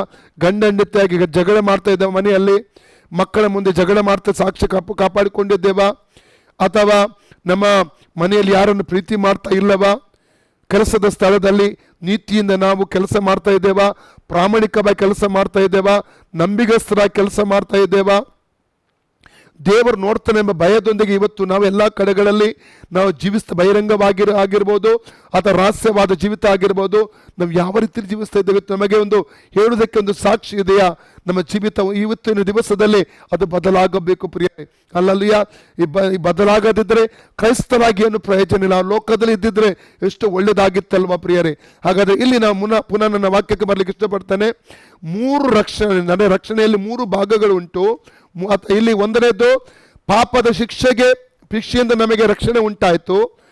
ಅಲ್ಲಿ ರಕ್ಷಣೆ ಹೊಂದಿದ ಯೇಸು ನಂಬಿದಾಗ ಪಾಪದ ಶಿಕ್ಷೆಯಿಂದ ನಮಗೆ ರಕ್ಷಣೆ ಸಿಕ್ಕಿತು. ಎರಡನೇದು ಪಾಪದ ಶಕ್ತಿಯಿಂದ ಈಗ ನಾವು ರಕ್ಷಣೆ ಹೊಂದುತ್ತಾ ಇದ್ದೇವೆ. ಪಾಪದ ಶಕ್ತಿಯಿಂದ ಪ್ರತಿ ದಿವಸ. ಅದಕ್ಕಾಗಿ ವಾಕ್ಯ ಏನು ಹೇಳ್ತದೆ ಗೊತ್ತುಂಟ? ಪ್ರಕಟಣೆ ಪುಸ್ತಕ ಎಲ್ಲ ವಾಕ್ಯ ಓದಲಿಕ್ಕೆ ನನಗೆ ಸಮಯ ಇಲ್ಲ. ಪ್ರಕಟಣೆ 2:7 ಓದಿ, ಪ್ರಕಟಣೆ 2:10-11 ಓದಿ, ಪ್ರಕಟಣೆ 2:17 ಓದಿ, ಪ್ರಕಟಣೆ 2:26-29 ಓದಿ, ಪ್ರಕಟಣೆ 3:5-6 ಓದಿ, ಪ್ರಕಟಣೆ 3:12-13-14 ಓದಿ, ಪ್ರಕಟಣೆ 3:20-21-22 ವಾಕ್ಯ ಓದಿ. ಅಲ್ಲಿ ಎಲ್ಲ ಕಡೆ ಬರೆಯಲ್ಪಟ್ಟಿದೆ, ಜಯ ಹೊಂದುವವನಿಗೆ ಇಂಥ ಆಶೀರ್ವಾದ, ಜಯ ಹೊಂದಿದವನಿಗೆ ಇಂಥ ಆಶೀರ್ವಾದ. ಇವತ್ತು ಪಾಪದ ಶಕ್ತಿಯಿಂದ ನಾವು ರಕ್ಷಣೆ ಹೊಂದುತ್ತಾ ಇದ್ದೇವೆ. ಅದಕ್ಕಾಗಿ ಇವತ್ತು ನಮಗೆ ದೇವರ ವಾಕ್ಯ ಕೊಡಲ್ಪಟ್ಟಿದೆ. 119 ಕೀರ್ತನೆ 9ನೇ ವಾಕ್ಯ, ಯೌವನಸ್ಥನು ತನ್ನ ನಡತೆಯನ್ನು ಸರಿಪಡಿಸಿಕೊಳ್ಳುವುದು ಯಾವುದರಿಂದ? ನಿನ್ನ ವಾಕ್ಯವನ್ನು ಗಮನಿಸಿ ನಡೆಯುವುದರಿಂದ. 119 ಕೀರ್ತನೆ 14ನೇ ವಾಕ್ಯ, ನಿನ್ನ ವಾಕ್ಯವನ್ನು ನನ್ನ ಹೃದಯದಲ್ಲಿ ಇಟ್ಟಿರುವುದರಿಂದ ನಾನು ನಿನಗೆ ವಿರುದ್ಧವಾಗಿ ಪಾಪ ಮಾಡದಂತೆ ನಿನ್ನ ವಾಕ್ಯವನ್ನು ನನ್ನ ಹೃದಯದಲ್ಲಿ ಇಟ್ಟುಕೊಂಡಿದ್ದೇನೆ ಎಂಬುದಾಗಿ ದಾವೀದನು ಹೇಳ್ತಾನೆ. ಕೀರ್ತನೆ 37-31, ನಿನ್ನ ಧರ್ಮೋಪದೇಶವು ನನ್ನ ಹೃದಯದಲ್ಲಿ ಇರುವುದರಿಂದ ನಾನು ಜಾರುವುದೇ ಇಲ್ಲ ಎಂಬುದಾಗಿ ಪುನಃ ಅಲ್ಲಿ ದಾವೀದನು ಹೇಳುವಂಥದ್ದನ್ನು ಅಲ್ಲಿ ನಾವು ಕಾಣ್ತೇವೆ. ವಾಕ್ಯ ನಮಗೆ ಇವತ್ತು ಪಾಪದ ಮೇಲೆ ಜಯ ಕೊಡುತ್ತದೆ ಪ್ರಿಯರೇ. ಪವಿತ್ರಾತ್ಮನ ಅಭಿಷೇಕವು ಕೂಡ ಪಾಪದ ಮೇಲೆ ಜಯವನ್ನು ಹೊಂದಿ ಜೀವಿಸುವುದಕ್ಕಾಗಿ ನಮಗೆ ಇವತ್ತು ಕೊಡಲ್ಪಟ್ಟಿದೆ ಪ್ರಿಯರೇ. ಹಲ್ಲೆಲೂಯಾ. ಆದ ಕಾರಣ ಪ್ರಿಯರೇ, ಈ ಪ್ರಾರ್ಥನಾ ಜೀವಿತ ಕೂಡ ಪಾಪದ ಮೇಲೆ ಜಯ ಹೊಂದಿ ಜೀವಿಸುವುದಕ್ಕಾಗಿ ನಮಗೆ ಇವತ್ತು ಕೊಡಲ್ಪಟ್ಟಿದೆ ಪ್ರಿಯರೇ. ಆದ ಕಾರಣ ಈ ಲೋಕದಲ್ಲಿ ಜಯದ ಜೀವಿತವನ್ನು ಜೀವಿಸುವನೇ ನಿಜವಾದ ಒಬ್ಬ ಕ್ರೈಸ್ತ ವಿಶ್ವಾಸಿಯಾಗಿದ್ದಾನೆ. ಲೋಕವನ್ನು ಜಯಿಸಬೇಕು, ಪಾಪವನ್ನು ಜಯಿಸಬೇಕು, ಇಚ್ಛೆಗಳನ್ನು ಜಯಿಸಬೇಕು. ಅರಿಕೆ ಮಾಡಿದರೆ ಸಾಕಾಗುವುದಿಲ್ಲ. ಅನೇಕ ಕಡೆಯಲ್ಲಿ ಕೇವಲ ನಾನು ದೇವರಿಗೆ ಹುಟ್ಟಿದ್ದೇನೆ, ದೇವರ ಮಗನು ಎಂಬುದಾಗಿ ಅರಿಕೆ ಮಾಡಿ ನೀತಿವಂತನು ಪರಿಶುದ್ಧನು ಅದು ಒಳ್ಳೆಯದು. ಅರಿಕೆ ಮಾಡೋದು ಒಳ್ಳೆಯದು. ಅರಿಕೆ ಮಾಡಿದ ಹಾಗೆ ನೀತಿವಂತನಾಗಿ ಜೀವಿಸಬೇಕು, ಪರಿಶುದ್ಧನಾಗಿ ಜೀವಿಸಬೇಕು. ಅಲ್ಲಲ್ಲಿಯ ಸತ್ಯವೇದದಲ್ಲಿ ಎಲ್ಲ ವಾಕ್ಯ 1 ಪೇತ್ರ 1:15-16 ಏನು ಹೇಳ್ತದೆ? ನಾವು ಆರಾಧಿಸುವ ದೇವರು ಆತನ ಹೇಳ್ತಾನೆ, ನಾನು ಪರಿಶುದ್ಧನಾಗಿರೋ ಪ್ರಕಾರ ನೀವು ಕೂಡ ಪರಿಶುದ್ಧವಾಗಿರಬೇಕು. ಪರಿಶುದ್ಧ ಆಗಿದ್ದೇವೆ ನಾವು ಆಲ್ರೆಡಿ. ಯಾವಾಗ? ಯೇಸುವಿನ ರಕ್ತ ನಮ್ಮ ಮೇಲೆ ಬಿದ್ದಾಗ, ರಕ್ತದ ತೊಳೆಯಲ್ಪಟ್ಟಾಗ ನಾವು ನೀತಿವಂತರಾದೆ ಪರಿಶುದ್ಧರಾಗೆವು. ಅದು ಇವತ್ತು ನೀತಿಯ ಜೀವಿತ ಜೀವಿಸಬೇಕು. ಅಲ್ಲಿ ಒಂದು ವಾಕ್ಯ, 1-2 ವಾಕ್ಯ ಬೇಕಾದ್ರೆ ಓದಿಕೊಳ್ಳೋಣ. 1 John chapter 2:29, 1 ಯೋಹನ 3:29, 2:29. ಆತನು ನೀತಿವಂತನಾಗಿದ್ದಾನೆಂಬುದು ನಿಮಗೆ ಗೊತ್ತಾಗಿದ್ದರೆ ನೀತಿಯನ್ನು ಅನುಸರಿಸುವ ಪ್ರತಿಯೊಬ್ಬನು ಆತನಿಂದ ಹುಟ್ಟಿದವನಾಗಿದ್ದಾನೆ. ಯಾರು? ನೀತಿಯನ್ನು ಅನುಸರಿಸುವ ಪ್ರತಿಯೊಬ್ಬನು. ಅಲ್ಲಲಿಯ ಕೆಲವರು ಹೇಳುವಂಥದ್ದು ಏನು ಗೊತ್ತುಂಟ? ಆಲ್ರೆಡಿ ನೀತಿವಂತರಾಗಿದ್ದೇವೆ ನಾವು. ಅದರ ಅರ್ಥ ಏನು ಗೊತ್ತುಂಟ? ಹೇಗೆ ಜೀವಿಸಬಹುದು ಅಲ್ಲ. Praise God. ನೀತಿಯನ್ನು ಅನುಸರಿಸುವ, ನಿನ್ನ ವಾಕ್ಯ ಓದಿ, ಮುಂದೆ ಓದಿ. ನೀತಿಯನ್ನು ಅನುಸರಿಸುವ, ಕಂಟಿನ್ಯೂ. ನೀತಿಯನ್ನು ಅನುಸರಿಸುವ ಪ್ರತಿಯೊಬ್ಬನು ಆತನಿಂದ ಹುಟ್ಟಿದವನಾಗಿದ್ದಾನೆಂದು. ನೀತಿಯನ್ನು ಅನುಸರಿಸುವ ಪ್ರತಿಯೊಬ್ಬನು ಯೇಸುವಿನಿಂದ ಹುಟ್ಟಿದ್ದಾನೆ. ವಾಕ್ಯ ಸ್ಪಷ್ಟವಾಗಿ ಹೇಳ್ತದೆ. ಕೇವಲ ಅನೀತಿಯಲ್ಲಿ ಜೀವಿಸಿ ಲೋಕದಲ್ಲಿ ನಾನು ನೀತಿವಂತು, ನಾನು ದೇವರಿಗೆ ಹುಟ್ಟಿದ್ದೇನೆ ಎಂಬುದಾಗಿ ಅರಿಕೆ ಮಾಡಿದ್ರೆ ಸಾಗುವುದಿಲ್ಲ. ಅಲ್ಲಲ್ಲೂಯ್ಯ. ನೀತಿಯಲ್ಲಿ ಜೀವಿಸಬೇಕು. ಲೋಕದಲ್ಲಿ ನೀತಿ, ನಮ್ಮ ವ್ಯವಹಾರಗಳು ನೀತಿಯುತವಾಗಿರಬೇಕು. ಯಾರಿಗೂ ಮೋಸ ಮಾಡಬಾರದು, ಯಾರಿಗೂ ವಂಚಿಸಬಾರದು, ಅಲ್ಲಲ್ಲಿ ಯಾರ್ದು ಅಪಹರಿಸಬಾರದು. ನೀತಿವಂತನು ನೀತಿವಂತರಾಗಿದ್ದೇವೆ, ನೀತಿಯಲ್ಲಿ ಜೀವಿಸಬೇಕು. ಮುಂದೆ ಓದಿ. ನೀವು ತಿಳಿದಿದ್ದೀರಿ. ನೀತಿಯನ್ನು ಅನುಸರಿಸುವ ಪ್ರತಿಯೊಬ್ಬನು ಆತನಿಂದಲೇ ಹುಟ್ಟಿದನೆಂಬುದಾಗಿ ನೀವು ಇನ್ನೊಂದು ವಾಕ್ಯ 3:7 ಓದಿ. 1 John 3:7. ಪ್ರಿಯರಾದ ಮಕ್ಕಳು, ನಿಮ್ಮನ್ನು ಸನ್ಮಾರ್ಗದಿಂದ ತಪ್ಪಿಸುವುದಕ್ಕೆ ಯಾರಿಗೂ ಅವಕಾಶ ಕೊಡಬೇಡಿ. ಸ್ಪಷ್ಟವಾಗಿ ಹೇಳ್ತದೆ ನೋಡಿ. ನಿಮ್ಮನ್ನು ನೋಡಿ, ಕೊನೆಯ ದಿವಸಗಳು ನನ್ನ ಪ್ರೀತಿಯ ಸಹೋದರ ಸಹೋದರಿ, ವಾಕ್ಯದಲ್ಲಿ ನೆಲೆ ನಿಲ್ಲು, ದೇವರ ವಾಕ್ಯದಲ್ಲಿ ನೆಲೆ ನಿಲ್ಲು. ಅಲ್ಲಲ್ಲೂಯ್ಯ. ದೇವರ ವಾಕ್ಯದ ಸನ್ಮಾರ್ಗದಿಂದ ತಪ್ಪಿಸುವುದಕ್ಕೆ ಯಾರಿಗೂ ಅವಕಾಶ ಕೊಡಬೇಡ. Praise God. ಹಲ್ಲೆಲೂಯಾ. ಸನ್ಮಾರ್ಗದಿಂದ ತಪ್ಪಿಸುವುದಕ್ಕೆ, ಸರಿಯಾದ ಮಾರ್ಗದಿಂದ ತಪ್ಪಿಸುವುದಕ್ಕೆ ಯಾರಿಗೂ ಅವಕಾಶ ಕೊಡಬೇಡ. Praise God. ಓಕೆ, ಮುಂದೆ ಓದಿ. ಕ್ರಿಸ್ತನು ಹೇಗೆ ನೀತಿವಂತನಾಗಿದ್ದಾನೋ ಕ್ರಿಸ್ತನು ಹೇಗೆ ನೀತಿವಂತನಾಗಿದ್ದಾನೋ ಹಾಗೆಯೇ ನೀತಿಯನ್ನು ಅನುಸರಿಸುವವನು ನೀತಿವಂತನಾಗಿದ್ದಾನೆ. ಹಾಗಾದ್ರೆ ನಾವು ನೀತಿವಂತರಾಗಿದ್ದೇವೆ. ನೀತಿವಂತರಾಗಿ ಲೋಕದಲ್ಲಿ ಎಲ್ಲ ಕ್ರಿಯೆಗಳಲ್ಲಿ, ನಡೆ ನುಡಿಯಲ್ಲಿ ನೀತಿವಂತರಾಗಿ ನಾನು ಮತ್ತು ನೀವು ಈ ಲೋಕದ ಜೀವಿಸಬೇಕು. ನಾವು ಪರಿಶುದ್ಧರಾಗಿದ್ದೇವೆ. ಯೇಸುವಿನ ರಕ್ತ ನಮ್ಮನ್ನು ಪರಿಶುದ್ಧರನ್ನಾಗಿ ಮಾಡಿದೆ. ಈ ಲೋಕದಲ್ಲಿ ನಡೆ ನುಡಿ ಕ್ರಿಯೆ ಎಲ್ಲದರಲ್ಲಿ ಪರಿಶುದ್ಧವಾಗಿ ಜೀವಿಸಬೇಕು. ಅದಕ್ಕಾಗಿ ಜಯದ ಜೀವಿತ. ಇವತ್ತು ಪಾಪದ ಶಕ್ತಿಯಿಂದ ನಾವು ರಕ್ಷಿಸಲ್ಪಡುತ್ತಾ ಇದ್ದೇವೆ ಪ್ರಿಯರೇ. ಅಲ್ಲಿಯ ಅದಕ್ಕೆ ಉಪದೇಶ ಕೇಳ್ತೇವೆ ಪ್ರತಿ ದಿವಸ. ಇದು ಉಪದೇಶ ಅವಶ್ಯಕತೆ ಇರಲಿಲ್ಲ. ಪಾಪದ ಜೀವಿತದಿಂದ ರಕ್ಷಣೆ ಹೊಂದುತ್ತಾ ಇಲ್ಲದೆ ಹೋದ್ರೆ ವಾಕ್ಯ ಕೇಳುವ ಅವಶ್ಯಕತೆ ಇತ್ತ? ಉಪದೇಶಗಳ ಅವಶ್ಯಕತೆ ಇತ್ತ? ಆಯ್ತಲ್ಲ, ಮುಗೀತು. ಇನ್ಯಾಕೆ ವಾಕ್ಯ? ಪ್ರಾರ್ಥನೆ ಬೇಡ, ಮೊಣಕಾಲಿನ ಪ್ರಾರ್ಥನೆ ಬೇಡ, ಮಾನಸಾಂತರ ಬೇಡ ಪಾಪಕ್ಕಾಗಿ, ಹಲಲಿಯ ದೇವರ ಕ್ಷಮೆ ಕೇಳುವುದು ಬೇಡ, ಅದೆಲ್ಲ ಮುಗಿದಿದೆ ಎಂಬುದಾಗಿ ಹೇಳಿದ್ರೆ ವಾಕ್ಯದ ಉಪದೇಶ ಯಾಕೆ? ಹಾಗಾದ್ರೆ ಅಲ್ಲಲಿಯ ಭಕ್ತಿ, ಭಯಭಕ್ತಿ ಯಾಕೇನು?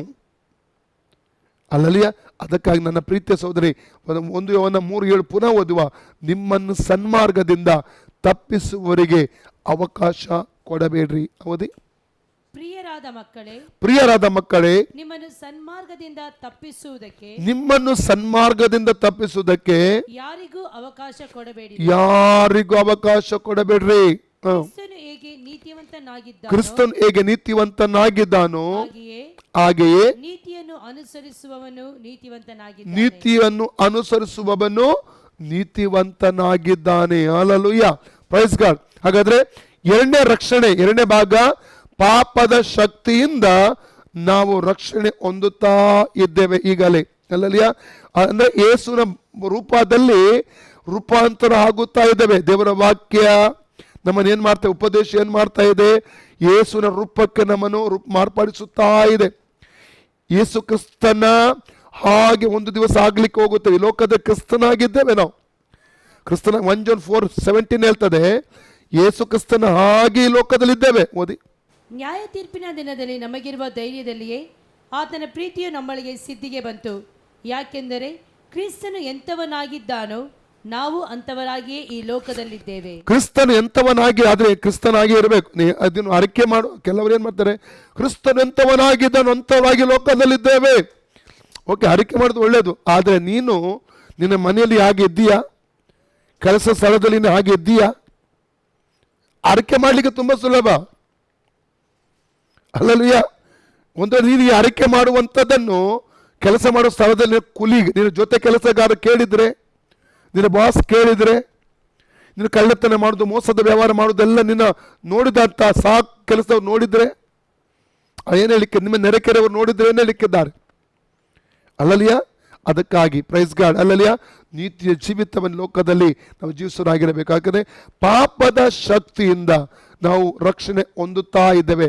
ಅದಕ್ಕೆ 1 John 3:1 to 3 ವಾಕ್ಯ, 1 and 2 ವಾಕ್ಯ ಓದಿದ್ರೆ ಯೇಸು ಕ್ರಿಸ್ತನ ಪ್ರತ್ಯಕ್ಷನಾಗುವಾಗ, ಅಂದ್ರೆ ರಹಸ್ಯ ಭವನದಲ್ಲಿ ಕ್ರಿಸ್ತನ ಹಾಗೆ ನಾವು ಆಗ್ಲಿಕ್ಕೆ ಹೋಗುತ್ತೇವೆ. ಯೇಸುವಿನ ಹಾಗೆ ಆಗುತ್ತೇವೆ. ಪರಿಪೂರ್ಣವಾದ ರಕ್ಷಣೆ ಅಂದ್ರೆ ಆವಾಗಲೇ ಸಿಗುವಂಥದ್ದು ಪಾಪದ ಸಾನ್ನಿಧ್ಯದಿಂದ ರಕ್ಷಣೆ. ಪಾಪದ ಶಿಕ್ಷೆಯಿಂದ ರಕ್ಷಣೆ ಹೊಂದಿದ್ದೇವೆ, ಪಾಪದ ಶಕ್ತಿಯಿಂದ ರಕ್ಷಣೆ ಹೊಂದುತ್ತಾ ಇದ್ದೇವೆ. ಈಗ ಅದು ಪ್ರೊಸೆಸ್ ಅಲ್ಲಿದೆ. ಇದು ಪ್ರೊಸೆಸ್ ಅಲ್ಲಿ ಇರುವಂಥದ್ದು. ಒಬ್ಬ ವ್ಯಕ್ತಿ ನಂಬಿಕೆಯನ್ನು ಬಿಟ್ಟು ಲೋಕಕ್ಕೆ ತಿರುಗಿ ಹೋಗ್ಲಿಕ್ಕೆ ಸಾಧ್ಯ, ರಕ್ಷಣೆ ಕಳ್ಕೊಳ್ಳಿಕ್ಕೆ ಸಾಧ್ಯ. ಅವನಿಗೆ ಆಯ್ಕೆ ಅವನಲ್ಲಿದೆ. ಅದಕ್ಕೆ ಪಾಪದ ಶಕ್ತಿಯಿಂದ ರಕ್ಷಣೆ ಹೊಂದುತ್ತಾ ಇದ್ದೇವೆ. ಮೂರನೇದಾಗಿ ವಾಕ್ಯ ಓದ ಪ್ರಕಾರವಾಗಿ ಪಾಪದ ಸಾನ್ನಿಧ್ಯದಿಂದ ರಕ್ಷಣೆ. ಯಾವಾಗ? ಅದು ರಹಸ್ಯ ಭವನದಲ್ಲಿ ನಡೆಯುವಂತ ಕಾರ್ಯ. ಪರಿಪೂರ್ಣ ಯೇಸು ಕ್ರಿಸ್ತನ ಹಾಗೆ ನಾವು ಮಾರ್ಪಾಡುತ್ತೇವೆ ಪ್ರಿಯರೇ. ಅಲ್ಲಲ್ಲಿಯ ಕ್ರಿಸ್ತನಾಗಿ 1 John 3:1-2 ಓದಿ. 1 2 3 1 2 ಸಾಕು, 3 ಬೇಡ, 1 2 ಮಾತ್ರ ಓದಿ. ದೇವರ ಮಕ್ಕಳೆಂಬ ಹೆಸರನ್ನು ನಮಗೆ ಕೊಡುವುದರಲ್ಲಿ ತಂದೆಯು ಎಂಥ ಪ್ರೀತಿಯನ್ನು ನಮ್ಮ ಮೇಲೆ ಇಟ್ಟಿದ್ದಾನೆ ನೋಡಿರಿ. ನಾವು ಆತನ ಮಕ್ಕಳಾಗಿದ್ದೇವೆ. ಈ ಕಾರಣದಿಂದ ಲೋಕವು ನಮ್ಮನ್ನು ತಿಳಿದುಕೊಳ್ಳುವುದಿಲ್ಲ, ಅದು ಆತನನ್ನು ತಿಳಿದುಕೊಳ್ಳಲಿಲ್ಲವಲ್ಲ. ಪ್ರಿಯರೇ, ಹೀಗೆ ದೇವರ ಮಕ್ಕಳಾಗಿದ್ದೇವೆ. ಮುಂದೆ ನಾವು ಏನಾಗುವೆವೋ ಅದು ಇನ್ನೂ ಪ್ರತ್ಯಕ್ಷವಾಗಲಿಲ್ಲ. ಕ್ರಿಸ್ತನು ಪ್ರತ್ಯಕ್ಷನಾದರೆ ಕ್ರಿಸ್ತನು ಪ್ರತ್ಯಕ್ಷನಾದರೆ ನಾವು ಆತನ ಆಗಿರುವೆವೆಂದು ಬಲ್ಲೆವು. ನಾವು ಆತನ ಹಾಗಿರುವೆವು ಎಂಬುದು ಬಲ್ಲೆವು. ಅಂದ್ರೆ ಆತನ ಪ್ರತ್ಯಕ್ಷತೆ ಅಂದ್ರೆ ಅರ್ಥ ಏನು? ರಹಸ್ಯ ಬರೋಣ, ಸೀಕ್ರೆಟ್ ಕಮಿಂಗ್, ರ್ಯಾಪ್ಚರ್ ಟೈಮ್ ಅಲ್ಲಿ ಆತನಾಗಿ ನೋಡಿ 1 Corinthians 15:52 ಪುನಃ ವಾಕ್ಯ ಓದಿಕೊಳ್ಳೋಣ ನಾವು. 52 52 ವಾಕ್ಯ, 51 ಬೇಡ, 52 ಮಾತ್ರ ಓದಿ. ಆದರೆ ಕಡೆ ತುತ್ತೂರಿಯ ಧ್ವನಿಯಾಗುವ ಆದರೆ ಕಡೆ ತುತ್ತೂರಿಯ ದನಿಯಾಗುವಾಗ ನಾವೆಲ್ಲರೂ ಒಂದು ಕ್ಷಣದಲ್ಲಿ ರೆಪ್ಪೆ ಬಡಿಯುವಷ್ಟರಲ್ಲಿ ಮಾರ್ಪಡ್ತೇವೆ. ಹೇಗೆ ಮಾರ್ಪಡ್ತೇವೆ? ಮಹಿಮೆ ಶರೀರ ಹೇಗೆ ಕ್ರಿಸ್ತನ ಹಾಗೆ ಮಾರ್ಪಾಡ್ಲಿಕ್ಕೆ ಹೋಗ್ತೇವೆ, ಯೇಸುನ ಹಾಗೆ ಮಾರ್ಪಾಡ್ಲಿಕ್ಕೆ ಹೋಗ್ತೇವೆ. ಮುಂದೆ ಓದಿ, ಅದೇ ವಾಕ್ಯ ಮುಗಿಲಿಲ್ಲ. ತುತ್ತೂರಿ ಊದಲಾಗಿ ಸತ್ತವರು ನಿರ್ಲಯರಾಗಿ ಎಬ್ಬಿಸಲ್ಪಡುವರು, ನಾವು ಮಾರ್ಪಡುತ್ತೇವೆ. ಒಂದು ಸತ್ತವರು ಮೊದಲು ಎದ್ದು ಬರ್ತಾರೆ ನಿರ್ಲಯರಾಗಿ, ಮತ್ತೆ ನಾವು ಜೀವಂತವಾಗಿದ್ದರೆ ಒಂದು ವೇಳೆ ನಾವು ಮಾರ್ಪಡುತ್ತೇವೆ. ಅಲ್ಲಲ್ವಯ್ಯ? ಹಾಗಾದ್ರೆ Hebrew chapter 9:26 ತಿರುಗಿ ನಾವು ಬರುವ, ಹೇಗೆ ಬರ್ತಾನೆ ಆತನೆಂಬುದಾಗಿ. ಒಂದೇ ಸಾರಿ ಸಾಯುವುದು. ಆಮೇಲೆ ನ್ಯಾಯ ತೀರ್ಪು ಮನುಷ್ಯರಿಗೆ ಹೇಗೆ ನೇಮಕವಾಗಿದೆಯೋ ಹಾಗೆಯೇ ಕ್ರಿಸ್ತನು ಸಹ ಬಹು ಜನರ ಪಾಪಗಳನ್ನು ಈ 22ನೇ ವಾಕ್ಯಕ್ಕೆ ತಿರುಗಿ ಬರ್ಲಿಕ್ಕಿದ್ದೇವೆ ನಾವು. ಭವಿಷ್ಯದಲ್ಲಿ ವಾಕ್ಯಗಳನ್ನು ಕಲಿತಾ ಇರುವಾಗ ಈ 27 ವಾಕ್ಯ ತುಂಬಾ ವಿಷಯಗಳಿಗೆ ರಿಲೇಟೆಡ್ ಆಗಿದೆ ಪ್ರಿಯರೇ. ಬೇರೆ ಬೇರೆ ವಿಷಯಗಳನ್ನು ಕಲಿಯುವಾಗ ಈ ವಾಕ್ಯಕ್ಕೆ ತಿರುಗಿ ಬರ್ಲಿಕ್ಕಿದ್ದೇವೆ. ಓಕೆ, ಹೇಗೆ ನೇಮಕವಾಗಿದೆಯೋ ಹಾಗೆಯೇ ಕ್ರಿಸ್ತನು ಸಹ ಬಹು ಜನರ ಪಾಪಗಳನ್ನು ಹೊತ್ತುಕೊಳ್ಳುವುದಕ್ಕೋಸ್ಕರ ಒಂದೇ ಸಾರಿ ಸಮರ್ಪಿತನಾದನು ಮತ್ತು ತನ್ನನ್ನು ನಿರೀಕ್ಷಿಸಿಕೊಂಡಿರುವವರಿಗೆ ರಕ್ಷಣೆಯನ್ನು ಉಂಟು ಮಾಡುವುದಕ್ಕೋಸ್ಕರ. ಯಾವುದಕ್ಕಾಗಿ? ರಕ್ಷಣೆಯನ್ನು ಉಂಟು ಮಾಡುವುದಕ್ಕಾಗಿ. ಅವಾಗಲೇ ರಕ್ಷಣೆ ಹೊಂದಿದ್ದೇವೆ, ರಕ್ಷಣೆ ಹೊಂದುತ್ತೇವೆ. ಯಾವುದನ್ನು ರಕ್ಷಣೆ ಹೊಂದಿದ್ದೇವೆ? ಪಾಪದ ಶಿಕ್ಷೆಯಿಂದ ರಕ್ಷಣೆ ಹೊಂದಿದ್ದೇವೆ. ಯಾವಾಗ ನಾವು ನಮ್ಮ ಪಾಪಗಳಿಗೆ ಪಶ್ಚಾತ್ತಾಪಪಟ್ಟು ಯೇಸು ಕ್ರಿಸ್ತನ ಯಜ್ಞವನ್ನು, ಉಣಲ್ಪಡುವಿಕೆಯನ್ನು, ಪುನರುತ್ಥಾನವನ್ನು ಹೃದಯದಲ್ಲಿ ನಂಬಿ, ಅದು ನನಗಾಗಿ ಅಂತ ನಂಬಿ ಅದನ್ನು ಬಾಯಿಯಲ್ಲಿ ಅರಿಕೆ ಮಾಡಿ ಆ ಸಮಯದ ಮಾಡಿದಾಗ ರಕ್ಷಣೆ ಹೊಂದಿದೆವು. ಯಾವುದರ ರಕ್ಷಣೆ ಹೊಂದಿದೆವು? ಪಾಪದ ಶಿಕ್ಷೆಯಿಂದ ರಕ್ಷಣೆ ಹೊಂದಿದೆವು. ಈಗ ಪಾಪದ ಶಕ್ತಿಯಿಂದ ರಕ್ಷಣೆ ಹೊಂದುತ್ತಾ ಇದ್ದೇವೆ. ಶರೀರಕ್ಕೂ ಆತ್ಮಕ್ಕೂ ಪ್ರತಿ ದಿವಸ ಜಗಳ ನಡೀತಾ ಇದೆ. ವಾಕ್ಯವು ನಮಗೆ ಬಲಪಡಿಸುತ್ತದೆ, ಅಭಿಷೇಕವು ನಮಗೆ ಬಲ ಕೊಡುತ್ತದೆ, ಪ್ರಾರ್ಥನಾ ಜೀವಿತ ನಮಗೆ ಬಲ ಕೊಡುತ್ತದೆ, ಸಹೋದರ ಅನ್ಯೋನ್ಯತೆ ನಮಗೆ ಬಲ ಕೊಡುತ್ತದೆ, ದೇವರ ವಾಕ್ಯದ ಉಪದೇಶ ನಮ್ಮನ್ನು ಜಯಿಸುವುದಕ್ಕೆ ಬಲ ಕೊಡುತ್ತದೆ. ಅಲ್ಲಲಿಯ ಪಾಪದ ಶಕ್ತಿಯಿಂದ ರಕ್ಷಣೆ ಹೊಂದುತ್ತಾ ಇದ್ದೇವೆ. ಯೇಸುವಿನ ರಹಸ್ಯ ಬರುವುದರಲ್ಲಿ ಪಾಪದ ಸಾನ್ನಿಧ್ಯದಿಂದ ರಕ್ಷಣೆ ಹೊಂದಲಿಕ್ಕೆ ಹೋಗುತ್ತೇವೆ. ಅದೇ ಇಬ್ರಿಯ 9:27 ಕೊನೆಯ ಭಾಗ. ನಿರೀಕ್ಷಿಸಿಕೊಂಡಿರುವವರಿಗೆ ರಕ್ಷಣೆಯನ್ನು ಉಂಟು ಮಾಡುವುದಕ್ಕೋಸ್ಕರ, ನಿರೀಕ್ಷಿಸುವವರಿಗೆ ರಕ್ಷಣೆಯನ್ನು ಉಂಟು ಮಾಡುವುದಕ್ಕೋಸ್ಕರ ಪಾಪ ಸಂಬಂಧ ಇಲ್ಲದವನಾಗಿ ಎರಡನೇ ಸಾರಿ ಕಾಣಿಸಿಕೊಳ್ಳುವನು. ಪಾಪಕ್ಕೆ ಸಂಬಂಧ ಇಲ್ಲದವನಾಗಿ ಆತನು, ಯಾಕಂದ್ರೆ ನಮ್ಮ ಎಲ್ಲ ಅಪರಾಧಗಳನ್ನು, ದ್ರೋಹಗಳನ್ನು ಏನ್ ಮಾಡಿದ ತಂದೆ ದೇವರು ಆತನ ಮೇಲೆ ಹಾಕಿ ಬಿಟ್ಟನು. ಆತನ ಪಾಪಿಯಲ್ಲ, ಆತ ನಿಷ್ಕಳಂಕ ಜನನ, ಪವಿತ್ರಾತ್ಮನ ಮೂಲಕ ಮರಿಯಳು ಗರ್ಭ ಧರಿಸಿದಳು. ನಿಷ್ಕಳಂಕ ಜನನ, ನಿಷ್ಕಳಂಕ ಜೀವನ, ನಿಷ್ಕಳಂಕ ಮರಣ ನಾವು ನೋಡ್ತೇವೆ. ಹಲಲಿಯ ಯೇಸು ಕ್ರಿಸ್ತನೊಬ್ಬನು ಮಾತ್ರ ಪಾಪ ಇಲ್ಲದವನಾಗಿ ಈ ಲೋಕದಲ್ಲಿ ಜೀವಿಸ. ಒಂದು ವಾಕ್ಯ ಓದಿಬೇಕಾದ್ರೆ ಹಿಬ್ರಿಯ 7:25-26 ಸೇರಿಸಿ ಓದುವ. ಬೇಡ, Hebrew chapter 7:26 ಮಾತ್ರ ಓದಿ. 26. ಇಂಥವನೇ ನಮಗೆ ಬೇಕಾದ ಮಹಾಯಾಜಕರು. ಈತನು ಪರಿಶುದ್ಧನು, ನಿರ್ದೋಷಿಯು, ನಿಷ್ಕಳಂಕನು, ಪಾಪಿಗಳಲ್ಲಿ ಸೇರದೆ ಪ್ರತ್ಯೇಕವಾಗಿರುವವನು, ಆಕಾಶ ಮಂಡಲಗಳಿಗಿಂತ ಉನ್ನತದಲ್ಲಿರುವವನು ಆಗಿರುವನು. ಆಕಾಶ ಮಂಡಲಕ್ಕಿಂತ ಉನ್ನತ. ನೋಡಿ, 6 ಸಂಗತಿ ಇದೆ. ಒಂದು, ಆತನು ಪರಿಶುದ್ಧನು, ನಿರ್ದೋಷಿಯು, ನಿಷ್ಕಳಂಕನು, ಪಾಪಿಗಳೊಂದಿಗೆ ಸೇರದವನು, ಆಕಾಶ ಮಂಡಲಗಳಿಗಿಂತ ಉನ್ನತದಲ್ಲಿ ಇರುವವನಾಗಿದ್ದಾನೆ. Praise god. ನಿಷ್ಕಳಂಕನಾಗಿದ್ದಾನು. ಪ್ರೈಸ್ ಪಾಪ. ಈಗ ಆತ ತಿರುಗಿ ಬರುವಾಗ ಪಾಪ ಸಂಬಂಧ ಇಲ್ಲದವನಾಗಿ ಆತನು ಈ ಲೋಕಕ್ಕೆ ಆತನು ಬರಲಿಕ್ಕೆ ರಾಜಾದಿರಾಜನಾಗಿ, ದೇವ ಕುಮಾರನಾಗಿ, ಲೋಕಕ್ಕೆ ನ್ಯಾಯ ತೀರಿಸುವವನಾಗಿ ಈ ಲೋಕಕ್ಕೆ ಆತನು ಬರಲಿಕ್ಕಿದ್ದಾನೆ ಪ್ರಿಯರೇ. ಅಲ್ಲಲ್ಲಿಯ ಅದರ ಗುರುತುಗಳು ಮುಂದಿನ ದಿವಸಗಳಲ್ಲಿ ಇವತ್ತು ಸಾಧ್ಯ ಆಗ್ಲಿಕ್ಕಿಲ್ಲ ಅಂತ ಕಾಣ್ತದೆ. ನೆಕ್ಸ್ಟ್ ನಾಳೆಯಿಂದೆಲ್ಲ ಆ ರಹಸ್ಯ ಪರ್ವದ ಗುರುತುಗಳನ್ನೆಲ್ಲ ಅನೇಕ ವಿಷಯಗಳನ್ನು ನಾವು ಕಲೀಲಿಕ್ಕೆ ಹೋಗುತ್ತೇವೆ ಪ್ರಿಯರೇ.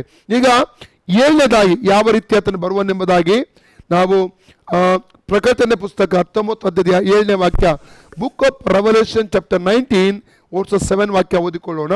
ಯಜ್ಞದ ಕುರಿಯಾದಾತನ ವಿವಾಹ ಕಾಲವು ಬಂತು, ಯಜ್ಞದ ಕುರಿಯಾದಾತನ ವಿವಾಹ ಕಾಲ ಬಂತು, ಆತನಿಗೆ ವಿವಾಹವಾಗುವ ಆತನಿಗೆ ವಿವಾಹವಾಗುವ ಕನ್ಯೆ ತನ್ನನ್ನು ಸಿದ್ಧ ಮಾಡಿಕೊಂಡಿದ್ದಾಳೆ, ತನ್ನನ್ನು ಸಿದ್ಧ ಮಾಡಿಕೊಂಡಿದ್ದಾಳೆ.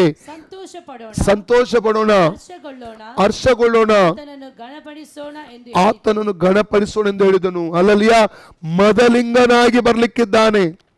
ಹೇಗೆ ಬರ್ಲಿಕ್ಕಿದ್ದಾನೆ?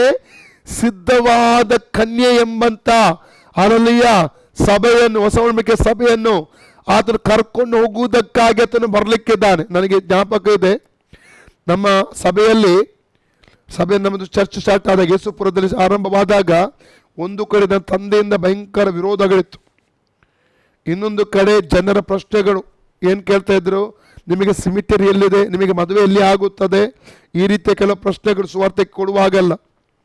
ಅದಕ್ಕೆ ಮೊದಲ ದೇವರು 2000 ಡಿಸೆಂಬರ್ 21 ನನಗೆ ಮದುವೆ ಆಯಿತು ಎಲಿಜಬೆಟ್ಟಿಗೆ. ನಮ್ಮ ಚರ್ಚಲ್ಲಿ ನಂದೇ ಮೊದಲ ಮದುವೆ. ಆದರೆ ಅದು ಆದದ್ದು ಮತ್ತು ಅದ್ಭುತ. ಕಾರಣ, ಒಂದೊಂದು ರೂಪಾಯಿ ಕೈಲಿ ಇರಲಿಲ್ಲ. ನಮ್ಮ ಸಭೆಯವರು ಅವಾಗ ತುಂಬ ಕಷ್ಟಪಟ್ಟು ಒಬ್ಬ ಬಿರಿಯಾನಿ ಮಾಡುವಂಥ ಒಂದು ಸಾಹೇಬರನ್ನು ಕರ್ಕೊಂಡು ಬಂದರು.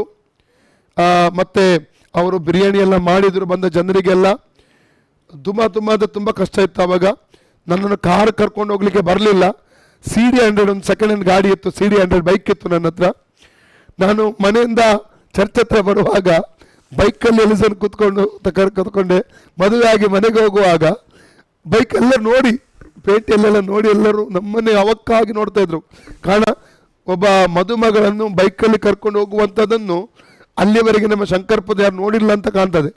ಬಹುಶಃ ಖಂಡಿತ ನೋಡಲಿಕ್ಕಿಲ್ಲ.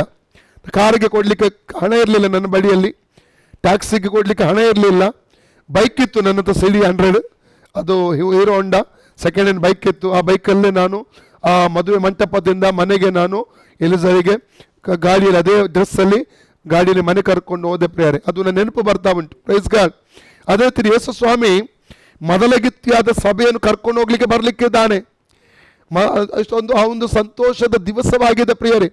ಸಭೆ ಆ ದಿವಸಕ್ಕಾಗಿ ಸಿದ್ಧವಾಗಬೇಕು. ಇವತ್ತು ಲೋಕದಲ್ಲಿರುವಂತಹ ಯೇಸು ಕ್ರಿಸ್ತನ ಹೊಸ ಒಡಂಬಡಿಕೆ ಸಭೆ ಸಿದ್ಧವಾಗುತ್ತಾ ಇದೆ. ಆತನ ಬರೋಣಕ್ಕಾಗಿ ಮೊದಲಿಂಗನ ಬರ್ಲಿಕ್ಕಿದ್ದಾನೆ, ಕರ್ಕೊಂಡು ಹೋಗ್ಲಿಕ್ಕಾಗಿ. ನೋಡಿ, ಇದು ನೀವು ಜ್ಞಾಪಕ ಇಟ್ಕೊಳ್ಬೇಕು ಈ ವಿಷಯವನ್ನು. ಹಳೆ ಒಡಂಬಡಿಕೆ ಯಹೂದ್ಯರನ್ನು ಅಥವಾ ಯಹೂದ್ಯ ಜನಾಂಗ ಎಂಬುವಂಥದ್ದು ಅಲ್ಲಲ್ಲಿಯ ಅದಕ್ಕೆ ಸ್ತ್ರೀ ಎಂಬುದಾಗಿ ವಾಕ್ಯದಲ್ಲಿ ಸಂಬೋಧಿಸಲಾಗಿದೆ. ಸ್ತ್ರೀ ಯಹೂದ್ಯ ಜನಾಂಗ ಏನಾಗಿದೆ? ಸ್ತ್ರೀ. ಹೊಸ ಒಡಂಬಡಿಕೆ ಯೇಸು ಕ್ರಿಸ್ತ ಸಭೆ ಏನಾಗಿದೆ? ಕನ್ನಿಕೆ ಅಥವಾ ಮೊದಲಾಗಿತ್ತಿ ಅಲ್ಲಲ್ಲಿಯ. ಇನ್ನೊಂದು ರೀತಿಯಲ್ಲಿ ಹೇಳ್ತಾನೆ, ಯಹೂದ ಜನಾಂಗ ಯೆಹೋವನ ಪತ್ನಿ ಅಲ್ಲಲ್ಲಿಯ. ಹೊಸ ಒಡಂಬಡಿಕೆ ಯೇಸು ಕ್ರಿಸ್ತನ ಸಭೆ ಯೇಸು ಕ್ರಿಸ್ತನ ಕನ್ನಿಕೆ ಅಥವಾ ನಿಶ್ಚಯವಾದ ಕನ್ನಿಕೆ ಅಥವಾ ಮೊದಲಾಗಿತ್ತು. ಓಕೆ, ಕೆಲವು ವಾಕ್ಯ ನಿಮಗೆ ತೋರಿಸಕ್ಕೆ ಇಷ್ಟಪಡ್ತೇನೆ ನಾನು. ಯೆಶಾಯನ ಪುಸ್ತಕ 54 ಅಧ್ಯಾಯದ 5-6 ವಾಕ್ಯ ಓದಿಕೊಳ್ಳೋಣ. Book of Isaiah 54 chapter 5 and 6 verse. ನಿನ್ನ ಸೃಷ್ಟಿಕರ್ತನೇ ನಿನ್ನ ಪತಿ, ನಿನ್ನ ಸೃಷ್ಟಿಕರ್ತನೇ ನಿನ್ನ ಪತಿ, ಆತನ ಹೆಸರು ಸೇನಾಧೀಶ್ವರನಾದಂತ ಯೆಹೋವ, ಆತನ ಹೆಸರು ಸೇನಾಧೀಶ್ವರನಾದ ಯೆಹೋವ, ಇಸ್ರಾಯೇಲಿನ ಸದಮಲ ಸ್ವಾಮಿಯು, ಇಸ್ರಾಯೇಲಿನ ಸದಮಲ ಸ್ವಾಮಿಯು, ನಿನ್ನ ನ್ಯಾಯಸ್ಥಾಪಕನಾಗಿದ್ದಾನೆ, ನಿನ್ನ ನ್ಯಾಯಸ್ಥಾಪಕನಾಗಿದ್ದಾನೆ, ಸರ್ವಲೋಕದ ದೇವರೆಂಬ ನಾಮಧೇಯವನ್ನು ಹೊಂದಿದವನು, ಸರ್ವಲೋಕದ ದೇವರೆಂಬ ನಾಮಧೇಯ ಹೊಂದಿದವನು, ನೀನು ಬಿಡಲ್ಪಟ್ಟು ಮನನೊಂದ ಹೆಂಡತಿ. ಹೌದು, ತ್ಯಜಿಸಲ್ಪಟ್ಟವಳಾದ ನನ್ನ ಯೌವನ ಕಾಲದ ಪತ್ನಿ ಎಂದು ಯೆಹೋವನು ನಿನ್ನನ್ನು ಕನಿಕರಿಸಿ ಕರೆದಿದ್ದಾನೆ ಎಂಬುದು ನಿನ್ನ ದೇವರ ನುಡಿ. ನೋಡಿ, ಎಜೆಕಿಯೇಲ್ 16:8 ಕೂಡ ಓದುವ. ಎಜೆಕಿಯೇಲ್ 16:8. ನಾನು ಹಾದು ಹೋಗುತ್ತಾ ನಿನ್ನನ್ನು ನೋಡಲು ಈಗೋ ನೀನು ಮದುವೆಗೆ ಸಿದ್ಧಳಾಗಿದ್ದೆ. ಆಗ ನಾನು ನನ್ನ ಒದುಕಿಯ ನೆರಿಗೆಯನ್ನು ನಿನ್ನ ಮೇಲೆ ಹಾಕಿ ನಿನ್ನ ಮಾನವನ್ನು ಕಾಪಾಡಿದೆನು. ಇದು ದೇವರು ಯಾರನ್ನು ನೋಡಿ ಹೇಳ್ತಾ ಇದ್ದಾನೆ? ಯಹೂದ ಜನಾಂಗವನ್ನು ನೋಡಿ ಹೇಳ್ತಾ ಇದ್ದಾನೆ ದೇವರು. ಇದಲ್ಲದೆ ನಾನು ನಿನಗೆ ಮಾತು ಕೊಟ್ಟು ಒಡಂಬಡಿಕೆ ಮಾಡಿಕೊಂಡಿದ್ದರಿಂದ ನೀನು ನನ್ನವಳಾದಿ. ನೀನು ನನ್ನವಳಾದಿ. ಇದು ಕರ್ತನಾದಂತ ಯೆಹೋವನ ನುಡಿ. ನೋಡಿ ಸಾಕು. ನಾವು ಯೋಷೇಯನ ಪುಸ್ತಕ 2ನೇ ಅಧ್ಯಾಯ 19-20 ವಾಕ್ಯ, ಬುಕ್ ಆಫ್ ಓಷೇಯ ಚಾಪ್ಟರ್ 2 19-20 ವಾಕ್ಯ ಓದುವ. ನಾನು ನಿನ್ನನ್ನು ಶಾಶ್ವತವಾಗಿ ವರಿಸುವೆನು. ನಾನು ನಿನ್ನನ್ನು ಶಾಶ್ವತವಾಗಿ ವರಿಸುವೆನು. ನೀತಿ ನ್ಯಾಯ ಪ್ರೀತಿ ದಯೆಗಳಿಂದ ನೀತಿ ನ್ಯಾಯ ಪ್ರೀತಿ ದಯೆಗಳಿಂದ ನಿನ್ನನ್ನು ವರಿಸುವೆನು. ನಾನು ನಿನ್ನನ್ನು ನಂಬಿಕೆಯಿಂದ ವರಿಸಲು ನೀನು ಯೆಹೋವನಾದ ನನ್ನನ್ನು ತಿಳಿದುಕೊಳ್ಳುವಿ. ನೋಡಿ, ಯೂದ ಜನಾಂಗ ಯೆಹೋವನ ಪತ್ನಿ, ಹೌದು, ಸ್ತ್ರೀ ಎಂಬುದಾಗಿ ಕರೆಯಲ್ಪಟ್ಟಿದ್ದಾಳೆ. ಅದಕ್ಕಾಗಿಯೇ ನೋಡಿ, ಬರುವ ದಿವಸಗಳಲ್ಲಿ ಬರ್ತೇವೆ ನಾವು ರೆವಲ್ಯೂಷನ್ ಚಾಪ್ಟರ್ 12 ನಾವು 6 ವಾಕ್ಯ ಓದುವಾಗ ಆ ವಾಕ್ಯಕ್ಕೆ ಪುನಃ ಬರಲಿಕ್ಕಿದೆ. ಒಂದು ಸ್ತ್ರೀ ಸೂರ್ಯ ಚಂದ್ರ ನಕ್ಷತ್ರ 12 ನಕ್ಷತ್ರಗಳು ಮುಕುಟ, ಓದಿ ವಾಕ್ಯ ಸಿಗಿದೆ, ಓದಿ ಒಂದೆರಡು ವಾಕ್ಯ ಓದಿ. ಪರಲೋಕದಲ್ಲಿ ಒಂದು ಮಹಾ ಲಕ್ಷಣವು ಕಾಣಿಸಿತು. ಅದೇನೆಂದರೆ ಸೂರ್ಯನನ್ನು ಧರಿಸಿಕೊಂಡಿದ್ದ ಒಬ್ಬ ಸ್ತ್ರೀ ಇದ್ದಳು. ಸೂರ್ಯನನ್ನು ಧರಿಸಿಕೊಂಡ ಸ್ತ್ರೀ ಇದ್ದಳು. ಆಕೆಯ ಕಾಲುಗಳ ಕೆಳಗೆ ಚಂದ್ರನಿದ್ದನು. ಆಕೆಯ ತಲೆಯ ಮೇಲೆ 12 ನಕ್ಷತ್ರಗಳುಳ್ಳ ಒಂದು ಕಿರೀಟವಿತ್ತು. ನೋಡಿ, ಸೂರ್ಯ ಚಂದ್ರ ಕೆಳಗಿದ್ದಾನೆ, ಸೂರ್ಯ ಮೇಲಿದ್ದಾನೆ, 12 ನಕ್ಷತ್ರಗಳ ಒಂದು ಕಿರೀಟ, ಒಂದು ಮುಕುಟ ಅಲ್ಲಿ ನೋಡುತ್ತೇವೆ. ಸಾಕು. ಓಕೆ, ಆಕ್ಚುಲಿ ಇದು ಏನು ಸೂಚಿಸ್ತದೆ? ಸ್ತ್ರೀ ಯಾರು ಗೊತ್ತುಂಟ? ಯಹೂದ ಜನಾಂಗ. ಇದು ಆಕ್ಚುಲಿ ಭವಿಷ್ಯದಲ್ಲಿ ನಾವು ಕಲೀಲಿಕ್ಕೆ ಇದ್ದ ವಿಷಯಗಳನ್ನು. ಯಹೂದ ಜನಾಂಗವಾಗಿ ಸ್ತ್ರೀ ಯಾರಂದ್ರೆ ಯಹೂದ ಜನಾಂಗ. ಆಗ ಇರುವಂಥದ್ದು ಯಾರು ಗೊತ್ತು ಲೋಕದಲ್ಲಿ? ಹೊಸ ಒಡಂಬಡಿಕೆ ಯೇಸು ಕ್ರಿಸ್ತ ಸಭೆ ಇರಲ್ಲ. ಇದು ನಡೆಯುವಂಥದ್ದು ಯಾವಾಗ? Revolution chapter 12 7 years tribulation period ನಡೆಯುವಂಥ ಕಾರ್ಯ ಇದು. ಅಲ್ಲಲ್ಲಿಯ ಕ್ರಿಸ್ತ ವಿರೋಧಿ ಉಪದ್ರವಿಸುವಂಥ ಒಂದು ಸಮಯ ಅದು. ಸ್ತ್ರೀ ಅಂದರೆ ಯಹೂದ ಜನಾಂಗ. ನಾವು ಜೆನಿಸಿಸ್ ಚಾಪ್ಟರ್ 37 ನಾವು 8, 9, 10, 11 ಮಾತ್ರ ಓದುವ, ಯಾಕಂದರೆ 5ರಿಂದ ಓದಿದ್ರೆ ಲೇಟ್ ಆಗ್ತದೆ. ಜೆನಿಸಿಸ್ 37 37 ಅಧ್ಯಾಯ, ಆದಿಕಾಂಡ 37 8ರಿಂದ 11 ವಾಕ್ಯ. ಅದಕ್ಕೆ ಅವನ ಅಣ್ಣಂದಿರು, ನೀನು ನಿಜವಾಗಿ ನಮ್ಮನ್ನು ಆಳುವಿಯಾ? ನೀನು ನಮ್ಮ ಮೇಲೆ ದೊರೆತನ ಮಾಡುವಿಯಾ ಎಂದು ಅವನಿಗೆ ಹೇಳಿ ಅವನ ಕನಸುಗಳಿಗಾಗಿಯೂ ಮಾತುಗಳಿಗಾಗಿಯೂ ಮತ್ತಷ್ಟು ಹಾಗೆ ಮಾಡಿದರು. ಅವನು ಮತ್ತೊಂದು ಕನಸು ಕಂಡು ಅದನ್ನು ತನ್ನ ಅಣ್ಣಂದಿರಿಗೆ ತಿಳಿಸಿದನು. ಅವನು ಅವರಿಗೆ, ಇನ್ನೊಂದು ಕನಸು ಕಂಡಿದ್ದೇನೆ, ಅದರಲ್ಲಿ ಸೂರ್ಯ ಚಂದ್ರನು 11 ನಕ್ಷತ್ರಗಳು ಸೂರ್ಯ ಚಂದ್ರ 11 ನಕ್ಷತ್ರಗಳು ನನಗೆ ಅಡ್ಡ ಬಿದ್ದವು ಎಂದು ಎಂದು ಹೇಳಿದನು. ಅವನು ಈ ಕನಸನ್ನು ತನ್ನ ತಂದೆ ಅಂದ್ರೆ ಯಾಕೋಬನಿಗೆ ಹೇಳ್ತಾ ಇದ್ದಾನೆ. ಈಗ ಯೋಸೇಫ ಅಣ್ಣಂದಿರಿಗೂ ತಿಳಿಸಿದಾಗ, ಅಣ್ಣಂದಿರಿಗೂ ಮತ್ತು ತಂದೆಗೂ ಆತನು ತಿಳಿಸ್ತಾ ಇದ್ದ, ಯಾಕೋಬನ್ ತಿಳಿಸ್ತಾ ಇದ್ದಾನ. ತಂದೆಯು ಅವನಿಗೆ, ಇದು ಎಂತ ಕನಸು? ಇದು ಎಂತ ಕನಸು? ನಾನು ನಿನ್ನ ತಾಯಿ. ಸೂರ್ಯ ಯಾರು? ಯಾಕೋಬ. ಚಂದ್ರ ಯಾರು? ರಾಹೇಲ. ನಾನು ನಿನ್ನ ತಾಯಿಯು. ಅಣ್ಣ ತಮ್ಮಂದಿರು 12 ನಕ್ಷತ್ರಗಳು, 11 ನಕ್ಷತ್ರಗಳು. ಅರ್ಥ ಆಯ್ತಾ? 12 ಕುಲಗಳು, 12 ನಕ್ಷತ್ರಗಳು.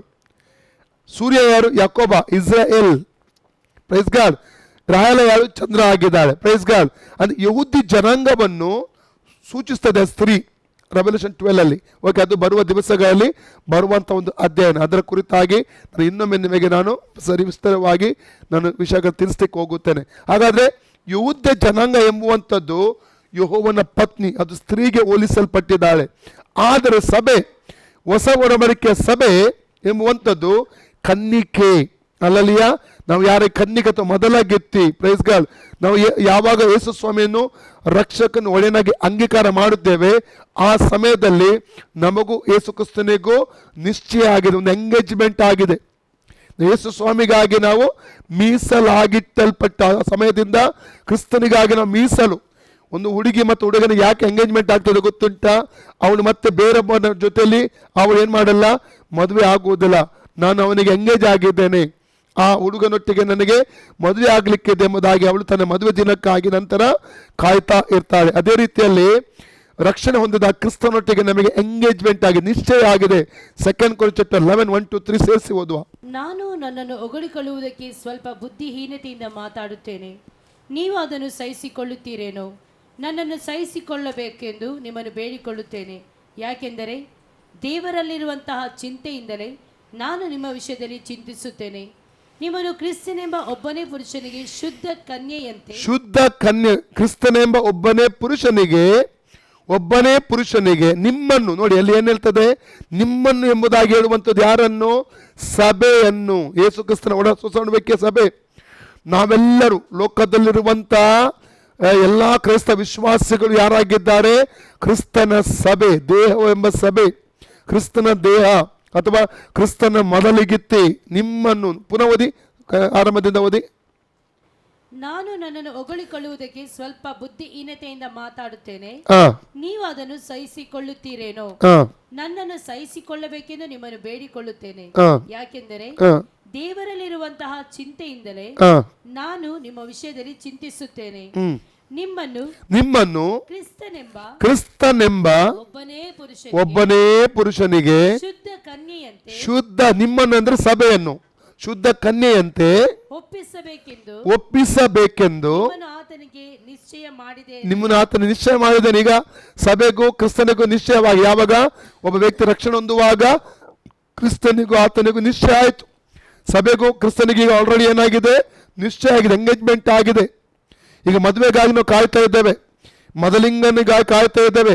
ನೀಲಿ ಆಕಾಶ ದಾಟಿ ಹೋಗ್ವೆವು ನಮ್ಮ ಏಸು ಇರುವಾನಲ್ಲಿ, ನಾವು ಹಾಡ್ತೇವಲ್ಲ, ಪ್ರೈಸ್ ಗಾಡ್. ಆ ಮೊದಲಿಂಗನಿಗೋಸ್ಕರ ಕಾಯ್ತಾ ಇದ್ದೇವೆ ಪ್ರಿಯರೇ, ಮೊದಲಗತ್ಯಾದ ಸಭೆಯಾದ ನಾವು ಕಾಯ್ತಾ ಇದ್ದೇವೆ. Praise God. ಓಕೆ, ಮುಂದೆ ಓದಿ.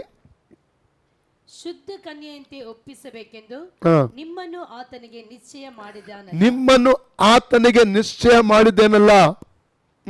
ಆದರೆ ಅವಳು ಸರ್ಪದ ಕುಯುಕ್ತಿಗೆ ಒಳಬಿದ್ದು ಮೋಸ ಹೋದಳು. ಹಾಗೆಯೇ ನಿಮ್ಮ ಮನಸ್ಸು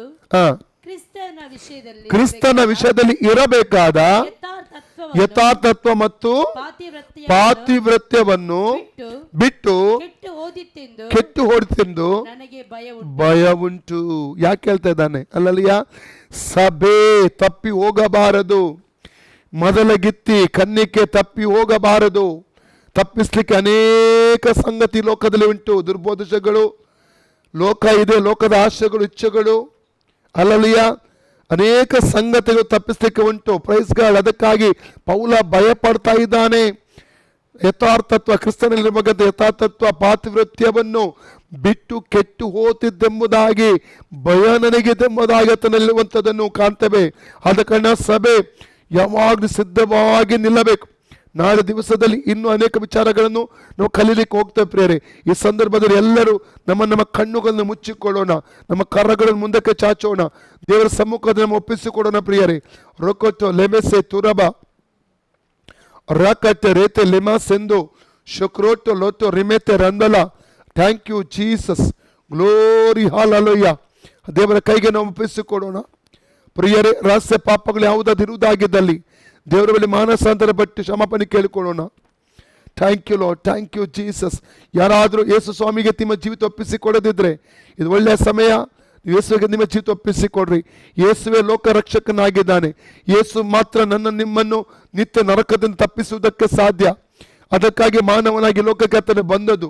ಪಾಪಿಯನ್ನು ನಾಶ ಮಾಡಲಿಕ್ಕೆ ಬಂದದಲ್ಲ, ಆತನು ಪಾಪಿಯನ್ನು ರಕ್ಷಿಸುವುದಕ್ಕಾಗಿ ಆತನು ಬಂದವನು. ಆತನ ಕೈಗೆ ನಾವು ಒಪ್ಪಿಸಿಕೊಡುವ. ಆತನ ಕರಗಳು ಸುರಕ್ಷಿತ ಕರಗಳು, ಆತನ ಕರಗಳು ಭದ್ರವಾದ ಕರಗಳು. ಆತ ನಮಗೋಸ್ಕರ ಕೈ ಚಾಚಿ ನಿಂತಿದ್ದಾನೆ ಪ್ರಿಯರೇ. ಓರ ತೆಲೆಮೆ ಸೆಕೆಟ್ಟು ರೋಂದಲೆ ಶೇಬ್ರೆತ್ತೆ ಲಿಯಾಂತ ಲಮನ, 3 ರಕ್ಷಣೆಯ ಭಾಗಗಳನ್ನು ನಾವು ತಿಳಿತಿದ್ದೇವೆ. ಪಾಪದ ಶಿಕ್ಷೆಯಿಂದ ರಕ್ಷಣೆ ಹೊಂದಿದ್ದೇವೆ, ಪಾಪದ ಶಕ್ತಿ ರಕ್ಷಣೆ ಹೊಂದುತ್ತಾ ಇದ್ದೇವೆ, ಪಾಪದ ಸಾನ್ನಿಧ್ಯದಿಂದ ರಕ್ಷಣೆ ಹೊಂದಲಿಕ್ಕೆ ಹೋಗುತ್ತೇವೆ. ಈ 3 ವಿಷಯಗಳಿಗೋಸ್ಕರ ದೇವರಿಗೆ ವಂದನೆ. ಪಾಪದ ಶಿಕ್ಷೆಯಿಂದ ಬಿಡುಗಡೆ ಹೊಂದಿದ್ದೇವೆ, ಈಗ ಪಾಪದ ಶಕ್ತಿಯಿಂದ ನಾವು ರಕ್ಷಣೆ ಹೊಂದುತ್ತಾ ಇದ್ದೇವೆ. ಯಥಾರ್ಥದ ವಾಕ್ಯದ ಕಡೆಗೆ ಉಪದೇಶಗಳು ನಮ್ಮನ್ನು ಒಪ್ಪಿಸಿಕೊಡೋಣ ಪ್ರಿಯರೇ. ಥ್ಯಾಂಕ್ ಯು ಲೀಸ್ ಜೀಸಸ್. ಓರೆತೆ ಲೆಕೆತೋ ರೋಕೋತೋ ಲಿಮನ ಶಾಂತ ಲರೇತೋ ಲಿಯಾತಲ. Thank you lord, thank you Jesus. Oh glory glory glory glory. ಯೇಸು ಕ್ರಿಸ್ತನ ಹಾಗೆ ಆತನ ರಹಸ್ಯಬಣದಲ್ಲಿ ಆಗುವುದಕ್ಕಾಗಿ ನಾವು ಒಪ್ಪಿಸಿಕೊಡೋಣ ಪ್ರಿಯರೇ. Thank you lord. ನಿಮಗೋಸ್ಕರ ಪ್ರಾರ್ಥಿಸುತ್ತೇನೆ. ಪ್ರೀತಿ ಸ್ವರೂಪನಾದ ನಮ್ಮ ಪರಲೋಕ ತಂದೆಯೇ, ಯೇಸುವಿನ ನಾಮದಲ್ಲಿ ಪವಿತ್ರಾತ್ಮನ ಸಹಾಯದೊಂದಿಗೆ ಪಾದಕ್ಕೆ ಬಂದಿದ್ದೇವೆ. ನನ್ನ ಸ್ವರವನ್ನು ಕೇಳು ಒಬ್ಬೊಬ್ಬರ ಜೀವಿತದಲ್ಲಿ ಬೇಕಾದ ಬಿಡುಗಡೆಯನ್ನು ಕೊಡು. ನಿನ್ನ ಬರೋಣಕ್ಕಾಗಿ ಸಿದ್ಧವಾಗಲು ಪ್ರತಿಯೊಬ್ಬರಿಗೆ ಸಹಾಯ ಮಾಡು ಅಪ್ಪ. ಕೋಪ, ದ್ವೇಷ, ಹಾಗೆ ಅಹಂಕಾರ, ಗರ್ವ, ಮೋಸ, ವಂಚನೆ ಇವೆಲ್ಲ ಬಿಡುವ ಹಾಗೆ ಪ್ರತಿಯೊಬ್ಬರಿಗೆ ಸಹಾಯ ಮಾಡು ಸ್ವಾಮಿ.